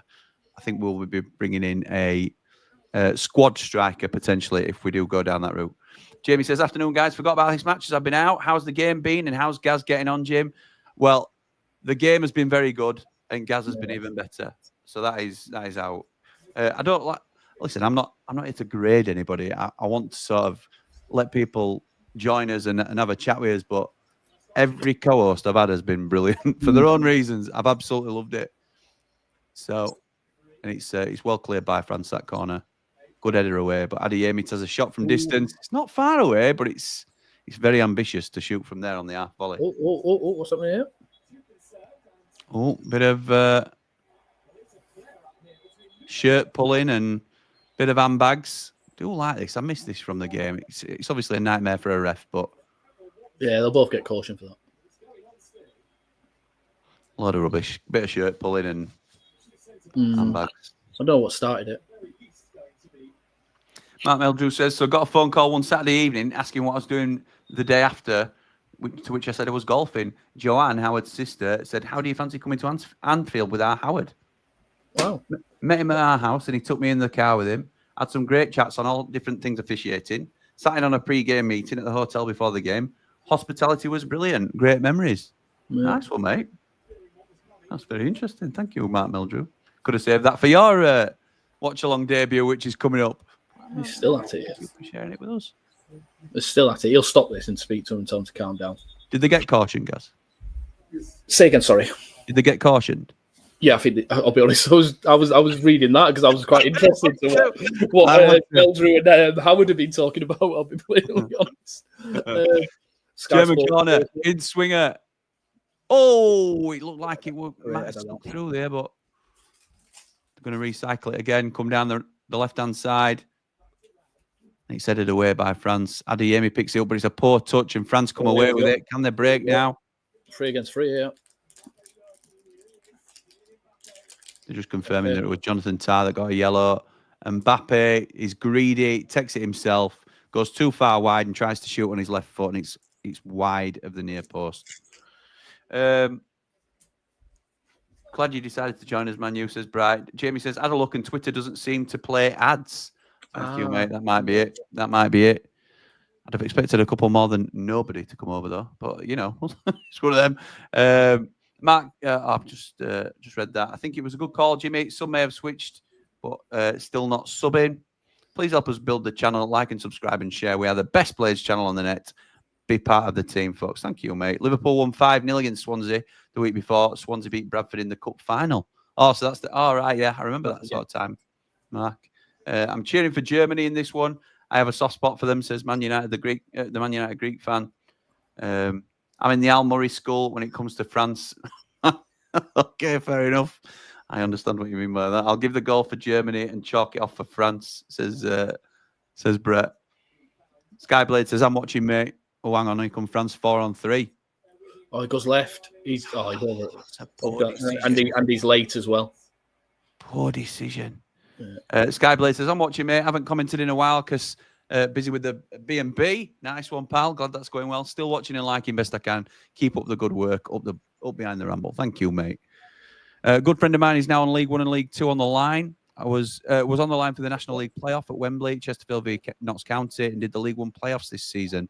Done brilliant. Nice one, mate. Sounds like he's done really well as well. Yeah, definitely. To get to that level, trust the commitment it takes to get to that sort of level is insane, by the way. Dublin Blaze says, Gaz, the incident you're talking about is when a Scottish player dived and the rugby refs mic'd up. As he ran past him, he told him to get up. You're not playing football. Yeah, that's it. Yeah. At this rate, Gaz will be having an extended holiday in the States next year, reffing at the World Cup. Absolutely not. Absolutely not. Should be fast-tracked to the Premier League within the next 3 years. I don't know whether it means... I will never be on the Premier League, that's a fact. I think, not to knock you down a peg, Gaz, but I think you're on about his pal that's running League One and League Two. Right, that's not getting clipped, but on any stream. Gee. Yeah, I'm gonna say I've got no chance. Hopefully, he has. Jimmy is your brilliant host. Jim, Gaz is a top rambler, and my name is Bry. Oh, thank you, mate. Thank you. In my opinion, Mbappe is way overrated. Maybe not way overrated. You'd have him in the England team, though, wouldn't you? Yeah, you would. Yeah, he walks into the England side, doesn't he? So we ain't signing Tony then. No, we're not. I don't know where that link come from, Dave. But is it mad to think that Cherky will cost Man City the same as what we paid for Brewster, 20 to 25 million? I saw 40 to 45 million. Yeah. So it could be anything, couldn't it, Scott? To be honest, the more you visit us, Jim W, the more you'll get to know us. Is that what Man United's Greek fan's name is, Jim? I don't. Okay, I can only assume that's the case. Gaz, could I message you about how to get into refereeing potentially? Says Jamie Dumpling. As when I tried to before, the guys in Sheffield were like trying to speak to a brick wall via email. So do you mind if Jamie Dumpling messages you for a bit of advice? No, and if you can't get on with Sheffield Armchair FA, we do Army FA courses that I teach on, and yes, there's a cost to it. There is a cost to do a referee's course for those that aren't aware, but you'll make it back in your fees in no time. If you can't get on one, I'll put you on an Army FA one, mate. So, man, I would love to. That is content. That is content right there. Jamie Dumpling. What a block. What a block. So the ball comes through to Fulkrug on the 6-yard line pretty much, and the centre half just stands like a brick wall. Just as he strikes it, it basically ricochets off his leg. Really good defending. Jamie Dumpling on an Army referee course is beautiful content. Jim Watkins. Thank you, Jim. Nice to meet you, pal. Thank you for joining us. The first match I saw at Bramall Lane, says Brett, Carl Bradshaw, 2-foot tackled a player, then picked him up by the throat and told him to walk it off. Didn't even get a yellow. Reffing over the top these days. Well, I think there's definitely been a lowering of or a lowering of tolerance in terms of the threshold. Yeah, the threshold is completely different nowadays. Can you imagine Vinnie Jones playing football now? He'd spend half a season in stands, wouldn't he? Yeah. So, what's your names with respect? So I know what to call you. So I'm Jimmy, and this is Gaz. So you'll see me a lot on these streams. And this is Behind the Ramble. So this is not always football content. We do a lot of watch-alongs on this channel of different sides because we predominantly follow Sheffield United. But during the season, we'll do like rival teams who are in and around us. We'll do those. This is more experimental content in terms of internationals, and we'll be doing the Club World Cup as well. Gaz, along with other co-hosts that have been on are our what we call our Platinum Ramblers, which are our Patreon supporters. That's a part of the offering that we put forward, that they can come on and be part of the stream if they want to do that. So amongst other things that we talk about as well. So yes, the main channel, if you like, is the Blades Ramble. It's a Sheffield United centric channel, but this has other content on, such as I'm doing taxiing at the minute for Uber, a bit of a side gig that I've got going on. So there's going to be videos about that and different things. You got, mate? It's graph that. I'll ask before she got her new job. She was doing Uber Eats for a bit. Oh, was she? Yeah. So we're based, I don't know anyone that's goes towards Cornwall. I literally live 2 minutes from Solstice Park on the A303 next to Stonehenge. That's where I live. Right. So Okay. our lass used to sit down there for freaking 12 hours a day sometimes. Really? Uber Eats, yeah. It's graph that. Yeah. It's well, I'd a ferry of like riders around rather than Uber Eats, but it's I suppose I assume it's a similar thing. It's obviously through the same app. You just do different bits. So, Gaz, keen to know best game you've officiated in, says Mark Meldrew. I did the Women's League Cup semi-final 3 years ago. Chelsea versus Man United. That's probably the highest game I've done. I think the most nervous I've been on a game for a big game was that Brighton Man United game. I walked out, it was fine. For the first 20 seconds before we even kicked off, I looked up and there's a camera right dead opposite me, and I know what it's there for. One reason only, it's checking my offsides. But after a minute, well, as soon as kick off, you focus, you're on. But yeah, that's probably, I think. That is pressure, that, isn't it? That's pressure, that. It is, but I'll be honest, you forget about it. Okay. You do forget about it. Like I said, within about 30 seconds, we're thinking, oh my God, I know what that camera's there for. Yeah. I've forgotten about it. So yeah, League Cup semi-final is the biggest game I've ever done. And that I've done all the way up to Women's FA Cup quarterfinals. Oh, brilliant. I've been very, very lucky. So to officiate some of the Lionesses and talented players I have on the women's game, Media Mar, so talented. Her skill level is insane. Really? Quality player, yeah. Lauren James, quality player. Millie Bright, one of the most amazing women you'll ever meet. And she does a lot for. She's done stuff for armed forces as well. She's massive. Former United player, obviously, as well. So obviously, I've never refereed Sheffield United. Millie Bright's a former United player. Oh yeah, sorry. Yes, sorry. But yeah, I'll never referee Sheffield. I used to joke with BB all the time and say to her, I goes, when you tell me I'm not good enough anymore, can I just do a fourth official at Bramall Lane? Oh, very close from France there. Yeah, yeah, you can't. Is it right that you can't? You have to declare your team and you can't referee your team. Yeah, so I have to declare Sheffield United every year. Okay. And that, so. Okay. Yeah, it's awkward. Jamie Dumpling says, me on an army referee course would end up with a borderline shell-shocked dumpling. Mate, if you want to do it, you've got to put the graft in. You've got, they don't just take anybody. We'll do that, shouldn't we, Jimmy? Oh, mate. Blades Ramble. Come up to somewhere in Sheffield, get somewhere that we can host it. And it's Ramble Summer Camp. Yeah, we can do a referee's course in about 3 or 4 days. It'd be class. Do you know what? Hey, I'm always up for outside the box thinking, mate. That is outside the box thinking. That is something I can definitely facilitate. Lovely to meet you too, pal. Thank you for stopping by and joining us. Decisions with Dumpling. There you go. That's it. Oh, Adeyemi through now. Squares it. He's offside. He's claiming offside, and I think he's going to get it as well. Dublin Blaze says, Gaz says he lets swearing go. As he heard a Jamie on the road video, it's 20 minutes long with 1 minute talking. I thought the sound kept dropping out the first time I heard it. Go on, Jamie, you have to video it, says Dave Morwood. Brighton and your Brentford, Gaz, are out bunny teams. That hurts. We always seem to lose to your team.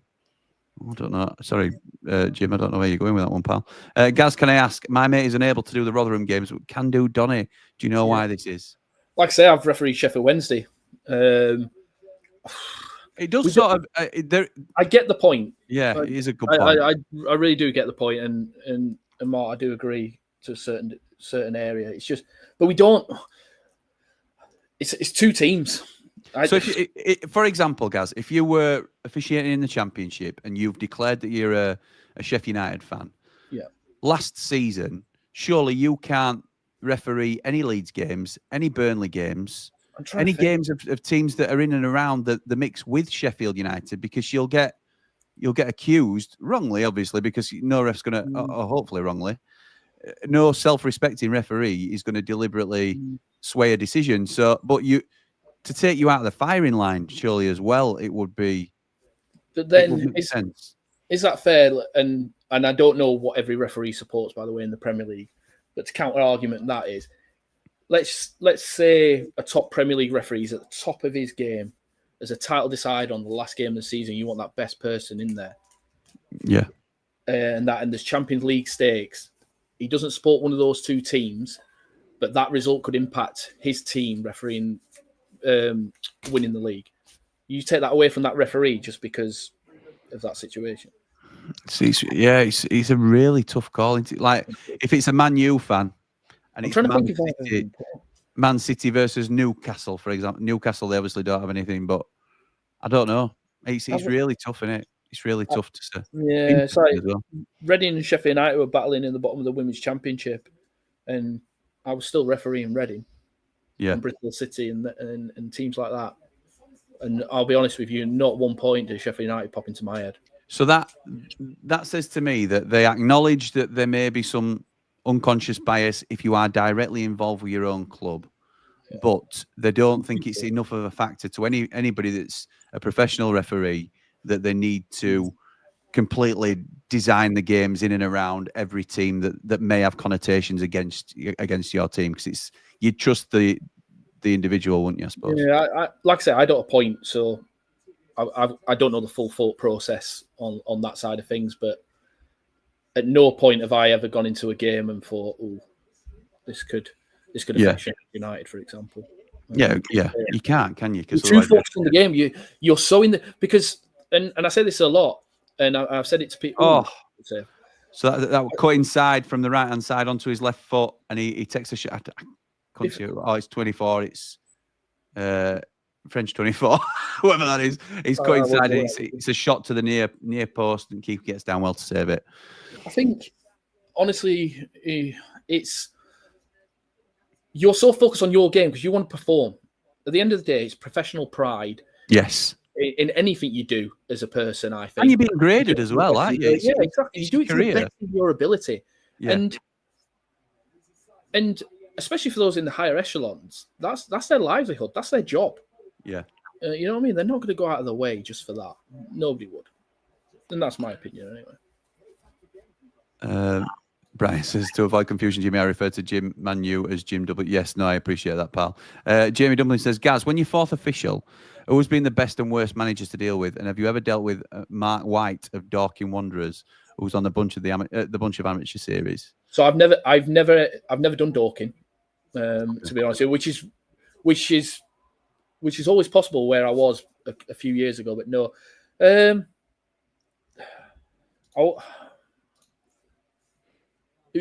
I'm trying to think of some of the nicest people I've met on a sideline. I always have good banter with I'm going to leave that one. Okay. Yeah, that's not me. I've never done fourth official. Have I ever done a fourth official to any Premier League Championship managers? I might have done earlier on in their careers.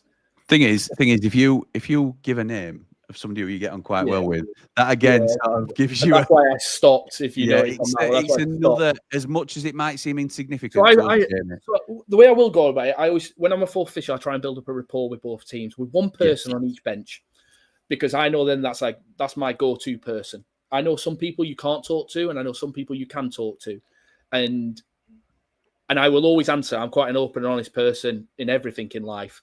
I'll say how it is.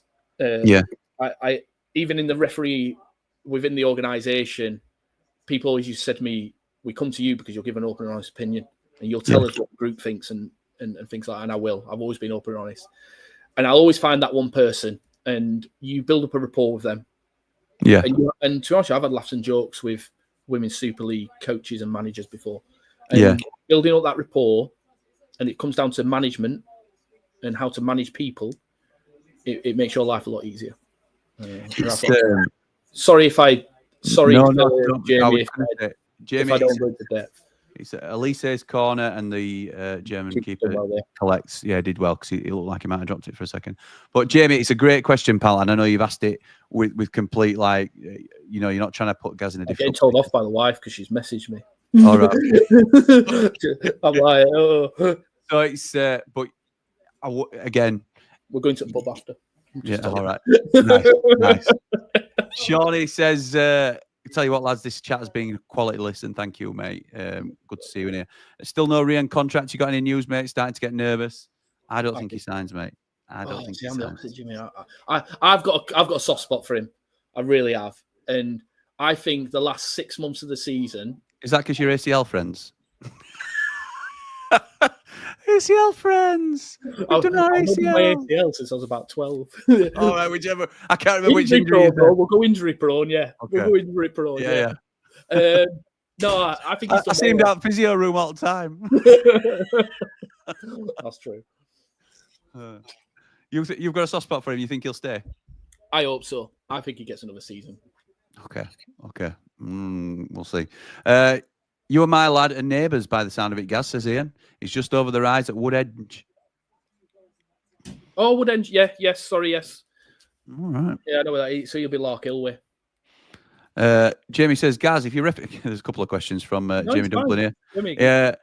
Gaz, if you're reffing a match and a screamer goes in, do you have to hold your emotions in, or can you go to the players and say things like, what a goal? So I have turned round. Good question. It's a great question. I've gone freaking worldy to players. I've gone to goalkeepers. What a save. Cracking save. Yeah. Everything like that. I've done all of them. Yeah. At the end of the day, I referee because I'm not good enough to play at the level I. Oh, what a save. So he's pulled back to the edge of the box there by France, and Mbappe's there. He smashes it first time into the bottom corner, and keeper does really well to turn it round post. And that's what we haven't got on the England side, you know. Nothing like the technique there is incredible, and what a save! Sorry, mate, go on. No. Just, hey, we're here to watch a game as well. So yeah, I've done it loads where I've told them worldies, screamers, great tackle.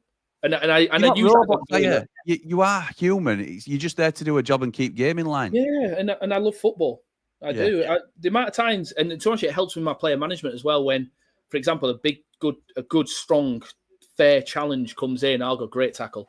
Yeah, and then it tells the players that I think, he's got the ball. I'm happy with that sort of challenge to go in. And I suppose you've got to be balanced with all of that, though, haven't you? Because if you say something like great tackle, and the lad who's had the ball nicked from him, even if it's a strong challenge, might think, oh well, you know, what's he saying that for? If he's that way out, so you can't be too much one way, and you balance. You're right. You've got to balance it out. If I went up to one player and said, "Oh, that's a great shot," every time they had a shot, freaking hell, that centre half's going to start giving me stick, and I lose them then, and I lose that player.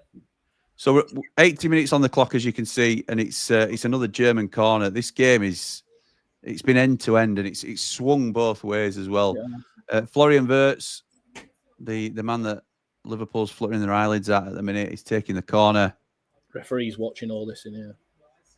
Delivered to the centre of the 6-yard box, and it comes out for a volley that's skied over the bar. Centre half one, centre half, yeah. Gaz, why do so many referees from the Manchester area seem to pick pretty much Sunday League teams as the team they support, like Warrington Wizards, when the odds of that are low, when it seems like a high amount do it? Well, you've gone from a brilliant question to a really strange question there, Jamie. I don't know. I really don't know. I don't mean to call you out there, Jay, but I don't know that loads of refs declare like obscure teams, is there? I might have missed that, to be fair. And again, I don't want to say it's. I don't know who. I know certain referees that support certain clubs, but I won't say that on here. I'll give you an example, and I'm not putting you in any sort of position here. You don't have to comment on this at all. But Andy Madley, who I went to school with, supports the team in the league. He now regularly, when he gets any time off, which isn't a lot because obviously he's always very busy, as is Bobby, but they both go and watch Ossett United when they can now. And they are obviously a non-league side, lower down, something like step 6 or 7, 5 or 6 or 7. So that is no impact. Mbappe, straight at the goalkeeper. Straight at the goalkeeper, left-footed. He's got to do better than that. That finishes the game. So Andy Madley and Bobby Madley, to be fair, I see him down at Ossett United every now and again.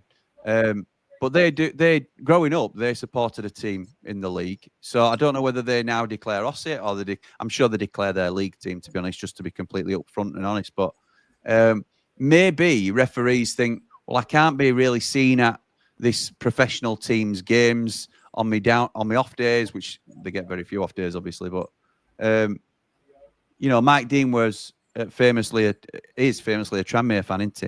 Yeah. So it's one of them, really, that I don't know. They don't want to muddy the waters. I think it's probably the best way to put it. I can just imagine Jamie joining in on the goal celebrations now. Dublin Blade says he's gone to Preston, Beast Boy. Did you not hear the good news? 30 million down the drain, meaning Brewster. I'm not sure he has. What I meant, Jimmy, is when my team plays Brentford and Brighton, we tend to lose to teams. I believe we should be. All right, sorry, got you now, pal. But as we are, we've got a bad ownership. We're a mess. Credit to Brentford and Brighton. Yes, I got you, pal. I've got you. Dublin Blade, please tell me you're lying. He is joking with you, pal. Great listening to Gaz speak. Very eye-opening, says Beast Boy. Thank you, mate. God knows what I'll talk about compared to this. Yeah, it's a high bar, Mark. I have to be honest. You'll be fine. And look, you will bring your own. You'll have your own spin on it, pal. Yeah, you will. You will. Gaz, can I ask what your thoughts are on the whole David Coote situation? No, you can't, Jamie, unfortunately. A difficult subject. Again, we're not going to put France fruit. Surely. Does he square? Game. Elise scores for France. Really well done by the ball carrier, who I couldn't see who it was, but Elise taps it in. Was it Mbappe? No, Mbappe squared it, yeah. Yeah, we're Mbappe that squared it. That's what I mean. Yeah. Okay, so Mbappe carried it forward, squared it to Elise to finish the game. Really well done. So France are going to finish third in this Nations League competition. So well done to them. Hope you're right, Dublin Blade, says Nige about, unfortunately I am joking, but I live in hope about Bruce going to Preston. You live in Derbyshire, Dublin. I don't know how this, I think my name gives it away, mate. I'm in the Emerald Isle. Mark says, ever gone the other way, Gaz? Got to be going better there. Yeah, like I said, that the Hartley Whitney skipper for a few years ago. I will call them out. If they go to me, for example, that's a shocking decision, referee. I'll go, yeah, so was your freaking diag about 10 minutes ago, mate. But hey ho, we're not perfect, are we? You just got to give as good as you get. Yeah, you have. Jim says, yeah, you referee because you're not good enough to play. Lol, joke. So does that mean you love having the whistle in your mouth, bossing the players around, Gaz? I think that's more a self-depreciating thing in terms of, why you're doing it.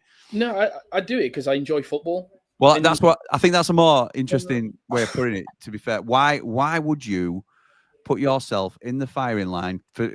You never get praised. Very, very rarely does anyone come out of a game and say. Sometimes they will, but very rarely. The referee was brilliant today. It's always. Oh, I thought the ref missed that one, or it's always what you didn't do. Why would you want to do that? Because you were clearly. You've not sort of thrown everything into it to go full time and have aspirations to be a Premier League referee. So why, knowing that you're not going to be, or Albert Bar from Germany, knowing you're not going to be financially compensated for some of the stick that you're going to get, why would you is it just purely the love of the game and wanting to be involved? Yeah, it is literally that. Even if I did some Sunday League and you got a level 7 referee, brand new referee, you're facilitating that game. Yeah, and people do it for that reason. People do it just because they want to be involved in the game. Like Pellian says, it's a beautiful game, and to be involved in any way, shape, or form, and the opportunities that are out there, whether you're a coach, a player, a referee, is as much as you want with the effort that you put in and the talent you've got. Geez, I've been to the Spurs Stadium. Freaking no chances Gaz don't ever playing in the Premier League. You know what I mean? There's no way I'm getting there. And refereeing has allowed me to do that. And I've been very, very lucky. The Army FA have looked after me. And there's referees out there that get looked after by the county FAs. I mean, looked after, allowed the opportunity to develop and go to where they want to go and not forced or anything like that. And it is because it's a beautiful game we love. I was going to. So here, I can't say it now. It don't matter. It's gone too far. I was going to talk about the referee and the referee's position there. It's too late now. Straight into the keeper's arms. Yeah, Jim just says, bit of respectful banter, Gaz. Only messing about. Yeah, that's fine. I don't think it takes a lot to make me take offence. I'm a referee. Bryce says, do you think football's gone soft a bit, Gaz? 70s, they kick lumps out of each other. I don't think it's gone soft as such. I think it's all about marginal gains and using every single advantage you can as a coach and a player to get the result you need. Yeah, okay. And that's my opinion. I think it's very much that now. Jamie says, would you, Gaz, be against refs being mic'd up like in rugby, and why has something like that not been introduced where they don't have refs being on interviews, as I think that could help people understand? So mic'd up, I'll be honest with you, and we're trying, and I'll talk about me personally, the amount of times I've swore down that mic is unreal. So if they wanted to put one of my... Disgraceful from you. Disgraceful. Yeah, and it'll be things like, thank I got that decision right, or to be a part of a family channel as well, like you are, and you are swearing like a trooper, as you are. Well, when I say swear like a trooper, I just know I can quite easily slip a swear word out. Yes, I'd like it. Me personally, I'd like it. Okay. Okay. And to be honest with you, that brings on. There's all the FIFA, the Club World Cup. They're bringing the cameras, so. At the Club World Cup, they're going to have cameras on the referees. All right. And you're going to be able to see it from their position on the field of play sometimes. You'll see it when they go up to the monitor. Is it the World Cup or the Club World Cup? Club World Cup. Brilliant. So I don't know if it's going to come in for the World Cup. I don't know. But the Club World Cup, they're going to have cameras on. That's really interesting. So it might be a good insight. I don't know if it's going to be mic'd. I don't know. But I know they're going to wear cameras. And what do you think about, like Jamie's saying, with post-match interviews? Do you think that makes them become a little bit more? I don't mean to say this in a sort of, but if it spotlights them as an individual, and some might enjoy that rather than it being more anonymized, I suppose. I don't know what the company line is on that one, to be honest with you. Okay. I think. Would you like? Would I do it? Yeah, I'll say from my would you like the opportunity to explain some of your decisions if it's been a controversial game? Yes, but it'd have to be in a controlled manner, I think. Oh, that's unlucky. Yeah, that's a great chance. You shouldn't have took that. So the other players. I would. Me personally, if somebody said to me, come and explain your decision, I'd go and explain it. Okay, that's good. I'd have the confidence to do that. Nice one. Bryce says, what's your thoughts on Mike Dean being on Sky, and would you do it, Gaz? 100% I'd do it. Yeah, we spoke about that earlier, I think, Bryce. Yeah, I would on here, yeah. Yeah, he has done, to be fair, on a lot of things. Yeah. Please help us build the channel, like and subscribe and share. We are the best Blades channel on the net. Thank you, mate. Please be part of the team, folks. Ian says, Spain win tonight for a nice 4-1 double. Yeah, I think that's got to be the way they were playing the other night. And obviously they conceded 4, but they were sensational at times. Sensational, that's for you, Dave the Nose. Respect Gaza. Refs cop a lot in 6 minutes added, yeah. Well, good, because I could talk to you for more than 6 minutes, pal. Yeah. Refs cop a lot in regards to Premier League refs. I don't like many of their calls, whether my team or even 2 neutral teams playing. Seen a lot of bad refereeing. I'm sure you're a good ref. What's your thoughts on the current Premier League refs? Again, we're trying to avoid that, Jim. I know you've just recently joined, but we're trying to avoid sort of any direct critique of refs. But Gaz has obviously talked about it being a top standard, and I think the 2 that you highlighted particularly, when I sort of danced around putting you in a difficult position, was you asked me who I thought were the best 2 referees. Yeah, Tails and Michael Oliver. Anthony Taylor and Michael. And I've Oliver. never met either of them, by the way. So that's good. Justin says, we'd have mic'd up on the officials. We have mic'd up officials here. Yeah, we do. Yeah. Oh, sorry. No, so yeah, on the live games. Oh, wow. Well, wasn't Jared Gillett mic'd up while he was in Oz? Yeah, he's done a game. I really Dave the Nose. He's right. I'm going to explain the context around this. Dave the Nose and Paul Man Mountain absolutely pulled one of my articles in Football League World to bits because they had quoted me, but not verbatim, and used the word sensational. I never used the word sensational, but they absolutely rinsed me for apparently allegedly using it. So now everything is sensational. But yeah, Jared Gillett, I remember watching him officiate a game it might have been the Australian League or something like that. I thought it was fantastic to hear his account. I think that's on YouTube somewhere as well, still, Gaz, isn't it? Where you can get that game where... Yeah, you'll definitely get it. Yeah. Yeah. Don't look at Gas Planet Pub. Dublin Blade says, I don't think... No, that wasn't that. That was someone else. I'm only joking. I think some of the borderline assault challenges have thankfully gone. I like it hard but fair approach to... I like the hard but fair approach to challenges. Completely agree. And do you know what? We have just got to the end of the comments, which is brilliant because obviously we're coming to end of game now, and I didn't want us to all be backed up massively, keeping Gaz longer than he needed to be.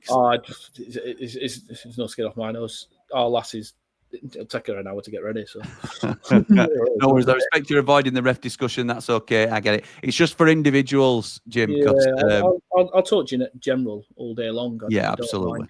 I really don't. It's hard when you're commenting, and like I say, even with the Sheffield United playoff decision, I just gave the thought process for those that exactly right. Yeah. As in how you would have seen it had you been in that position, and you can understand why certain calls were made. I tell you what, guys, there's a football match on as well. I don't know if you're aware. We could have been watching 92 minutes of football, and I think we probably watched about 4 minutes of it. We called one of the 2 goals. So what more do people want? We've had a bit of VAR, so that's good. Yeah. We got the controversial decision discussed. Yeah, exactly. I was happy I just got them right. You were bang on as well. Probably. Yeah. I'm telling you. But no, it's been gleaming. And like I said, we've been wanting to do this for ages. Yeah, we have. Yeah, we have been talking about it for a long time, haven't we? It's just great. It's great to do. We didn't. It's like I was worried that we wouldn't have much to talk about. To be honest, I was worried. Well, it's called the Ramble for a reason. I can always, I can talk for a fair bit. Don't worry about that. Yeah, that's what I mean. I'm going. I might have to go a bit silent for it. Well, not silent, but obviously I go back to work on Thursday. So back out there. So I'm not back till August. Are you back to Estonia then? Yeah. So I fly back out this week. There till August. Book into my new job. So I moved jobs in August and then on holiday for 8 days. When you say new job, do you mean like new assignment through the army? Yeah, so I've just promoted to captain from WO1. So I commissioned. Oh, congratulations, mate! Into the officers' mess for my sins. Congratulations, Gaz. Mr. Yeah, sir. Yes, sir. So yeah, I was debating getting out. I actually applied for a job, coaching officials, and I had to decide. I had to make a phone call and say, the army have offered me another 10 years. I can't turn that down for my family, kind of thing. Absolutely brilliant. They're going to sack me after a year and said, you are shocking. At least if army do that, so the army ain't going to get rid of me because we're short of people anyway. So we're all right there. Ian says, this has been brilliant. Big props to Gaz and thank you for your service. Well said, mate. Well said. I do what a lot of people would do. Mark Meldrew says, brilliant stream this. Well done, Gaz. Good to see you back on the channel. It's great to have you back. Great to have you back, mate. Yeah, you not realise no one's interested in the match, Jimmy? Yeah, no, I know that, mate. I know that. Me neither, to be honest. Congratulations, Gaz, says Ian, on your promotion. Absolutely brilliant. Jamie Dumpley says, is there any chance that every now and again we get a Gaz Q&A type thing for people to ask about decisions in recent times or just about what it's like being a ref? Absolutely right. Absolutely right. I'm sure there is. But again, I want to, it doesn't have to be me particularly, but I think we need to be aware of what we're asking in the position that we're putting Gaz in. So I know Gaz wouldn't do it to himself. General stuff, and especially at grassroots football, I'll comment on anything. I know. I'll always give my opinion. I'll always give an opinion. It just might not be the company line. It'll be the Gaz Dunn line. Is there a new etiquette you have to learn for the officers' mess then, Gaz? Yeah, they need to keep up with me drinking. Maury says, congrats, Gaz. Respect to those in the army. Well said, mate. Gaz, no ref chat here. Just asking, are any EPL refs in the top league? EPL? I don't know what he means by that. So maybe do you know any refs in I do know some people in there. Yeah, obviously I've done dinner nights with people and I've met people on the field of play and everything like that. So yeah, I have been quite lucky. And George, I'm very lucky at all. The army allows me to do this. It's like we're supposed to do fitness tests in the army as well, which is carrying weight and things like that. My commanding officers let me do my own fizz 9 times out of 10 rather than nice. putting my own 20 kilograms on in 2 days. A day before a freaking big match is not ideal, so they'd let me get away with that, and I do all my carrying stuff with all the weight and stuff like that in the off season. You've obviously got your feet under the table is the wrong term, but you've obviously done your time enough to have certain privileges, because for those that don't know, Gaz was able to fly back from Estonia just before the playoff final. Not quite sure how you work that out. Oh, he says to me, the timings have just worked out brilliant for me. I'm sure they have, Gaz. I'm sure they have. I'm sure there's not just something that might have had a word in the right person's ear to get back for Wembley a little bit earlier, maybe. So I was supposed to fly back on the Monday. So right, there you go. There you go. Yeah, that's when I should have flown back, because I'm going on this course, and I was supposed to do 2 weeks. And then I start the course. I go on this seminar on Monday. So my signals officer was flying back on the Friday. Obviously, I started to see we could get playoffs here. So I went up to my chief of staff and I said, rather than doing 2 trips to the airport, one on Monday for the duty driver and one on Friday, should I just go with the signals officer on Friday and we'll just go together? Just thinking of you guys. Just thinking, messing about. Because ASM, that's a great idea. Hopefully, if my chief of staff James Ranger's watching this, I've just shot myself. Which I doubt he is. He's covered it out there, so I doubt it. But yeah, so I massively bluffed that. Got very nice. And nearly missed it. I missed an important meeting. To get my tickets, I missed an important meeting. I bugged off a meeting. I was sat there in my room, refreshing, trying to get tickets for the playoff final. Mark says, let's not talk about drinking. Gaz Marker was documented that he was out on the lash last night in Lincoln, and he's probably still recovering today. What I meant, are you an EPL ref? No. Absolutely. No, I'm not. No. That 90 minutes flew by, says Wayne. I thought so too. I thought so. Thank you for that. Gaz, you smashed it on stream. Well done today, says Jamie. Could you keep up with Man Mountain though, Gaz? That lad can shift Vino and still come on the chat, lol. Oh my word. My word. I drink Guinness me more than anything. That's my downfall. Guinness, it's really weird. I drink Guinness or gin. It's like, I don't like lager, really. Two extremes. Absolute extremes. You'll see me there with a freaking espresso martini or a gin and tonic. 1 minute. I've seen them on Gaz vlogs. I've seen them. There's not many Guinnesses I've seen on there, but I've seen an espresso martini on Gaz. I love an espresso martini, me. I'm a nightmare for him. Jamie says, how many Club World Cup games will you be covering? And how many? Oh, this is to me. Don't worry, Gaz. They're not asking you about your reffing. How many new co-hosts will we see? So we've got several, Jamie. We're covering all the English club games, I believe.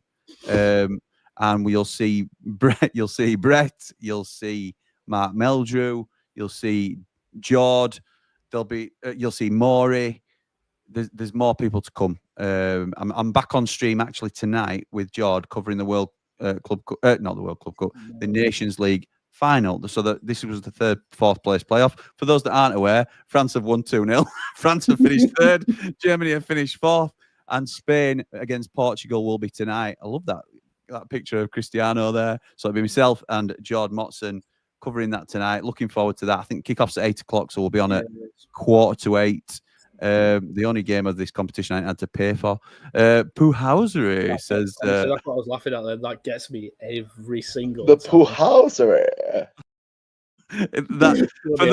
For those that have just joined us or aren't aware of the context around that, Man Mountain joined us on a 90 after 90, which is our post-game stream, and he had obviously been enjoying watching the game with a vino or two, and he was drunk. Essentially, there's only one way to put it. He was drunk on stream, and me and Jord had quite the time, as did everybody in the comments, at watching him give his post-match reaction whilst full of red wine. Brilliant watch along. Class Gaz, says David. Thank you, pal. Jim says, Gaz, I gather you're a Brentford supporter. No. You didn't offend me with any of the referee questions, but you're off with that.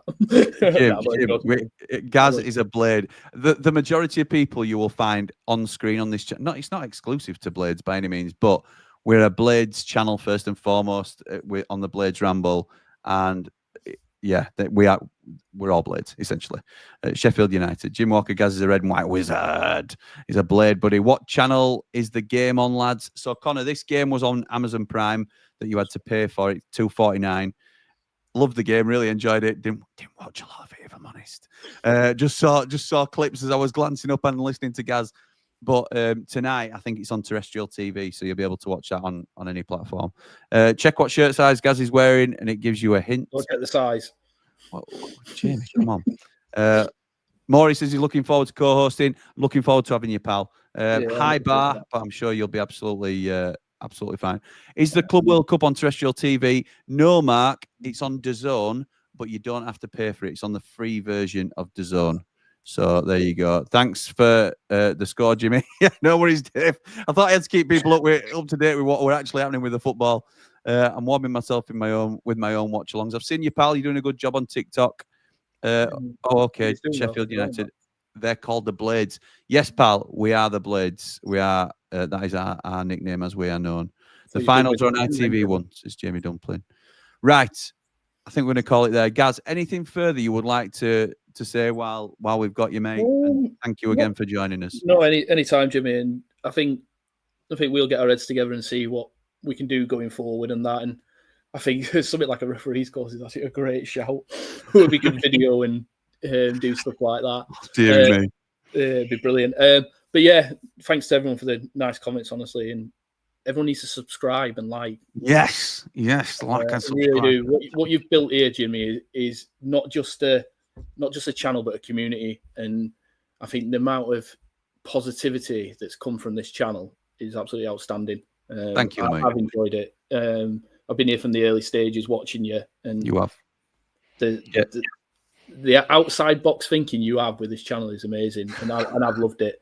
And to have this opportunity to give fans a bit of an insight from a different angle has been brilliant, and I hope I can do more of it. It's been brilliant. I've loved having you on. Thank you for the kind words about the channel, but today has been all you, mate, because we have all been hanging on your explanations and the information that you've given us. I hope we haven't put you in too awkward a position at any stage. I know you wouldn't have anyway. You don't have to. No. You're not one of them that'll just, oh, well, I'll answer and I probably shouldn't. You'd tell us if you couldn't, but I don't want to ever put you in that position anyway. So thank you, mate, so much for all the info that you've given us today. Really been really, really good. Bryce says, please help us build the channel, like and subscribe and share the Best Blades channel. And I've read this comment about 4 or 5 times. It's definitely a copy and paste with T there, and it definitely a copy and paste job. But Bryce, I respect it, pal. Thank you, mate.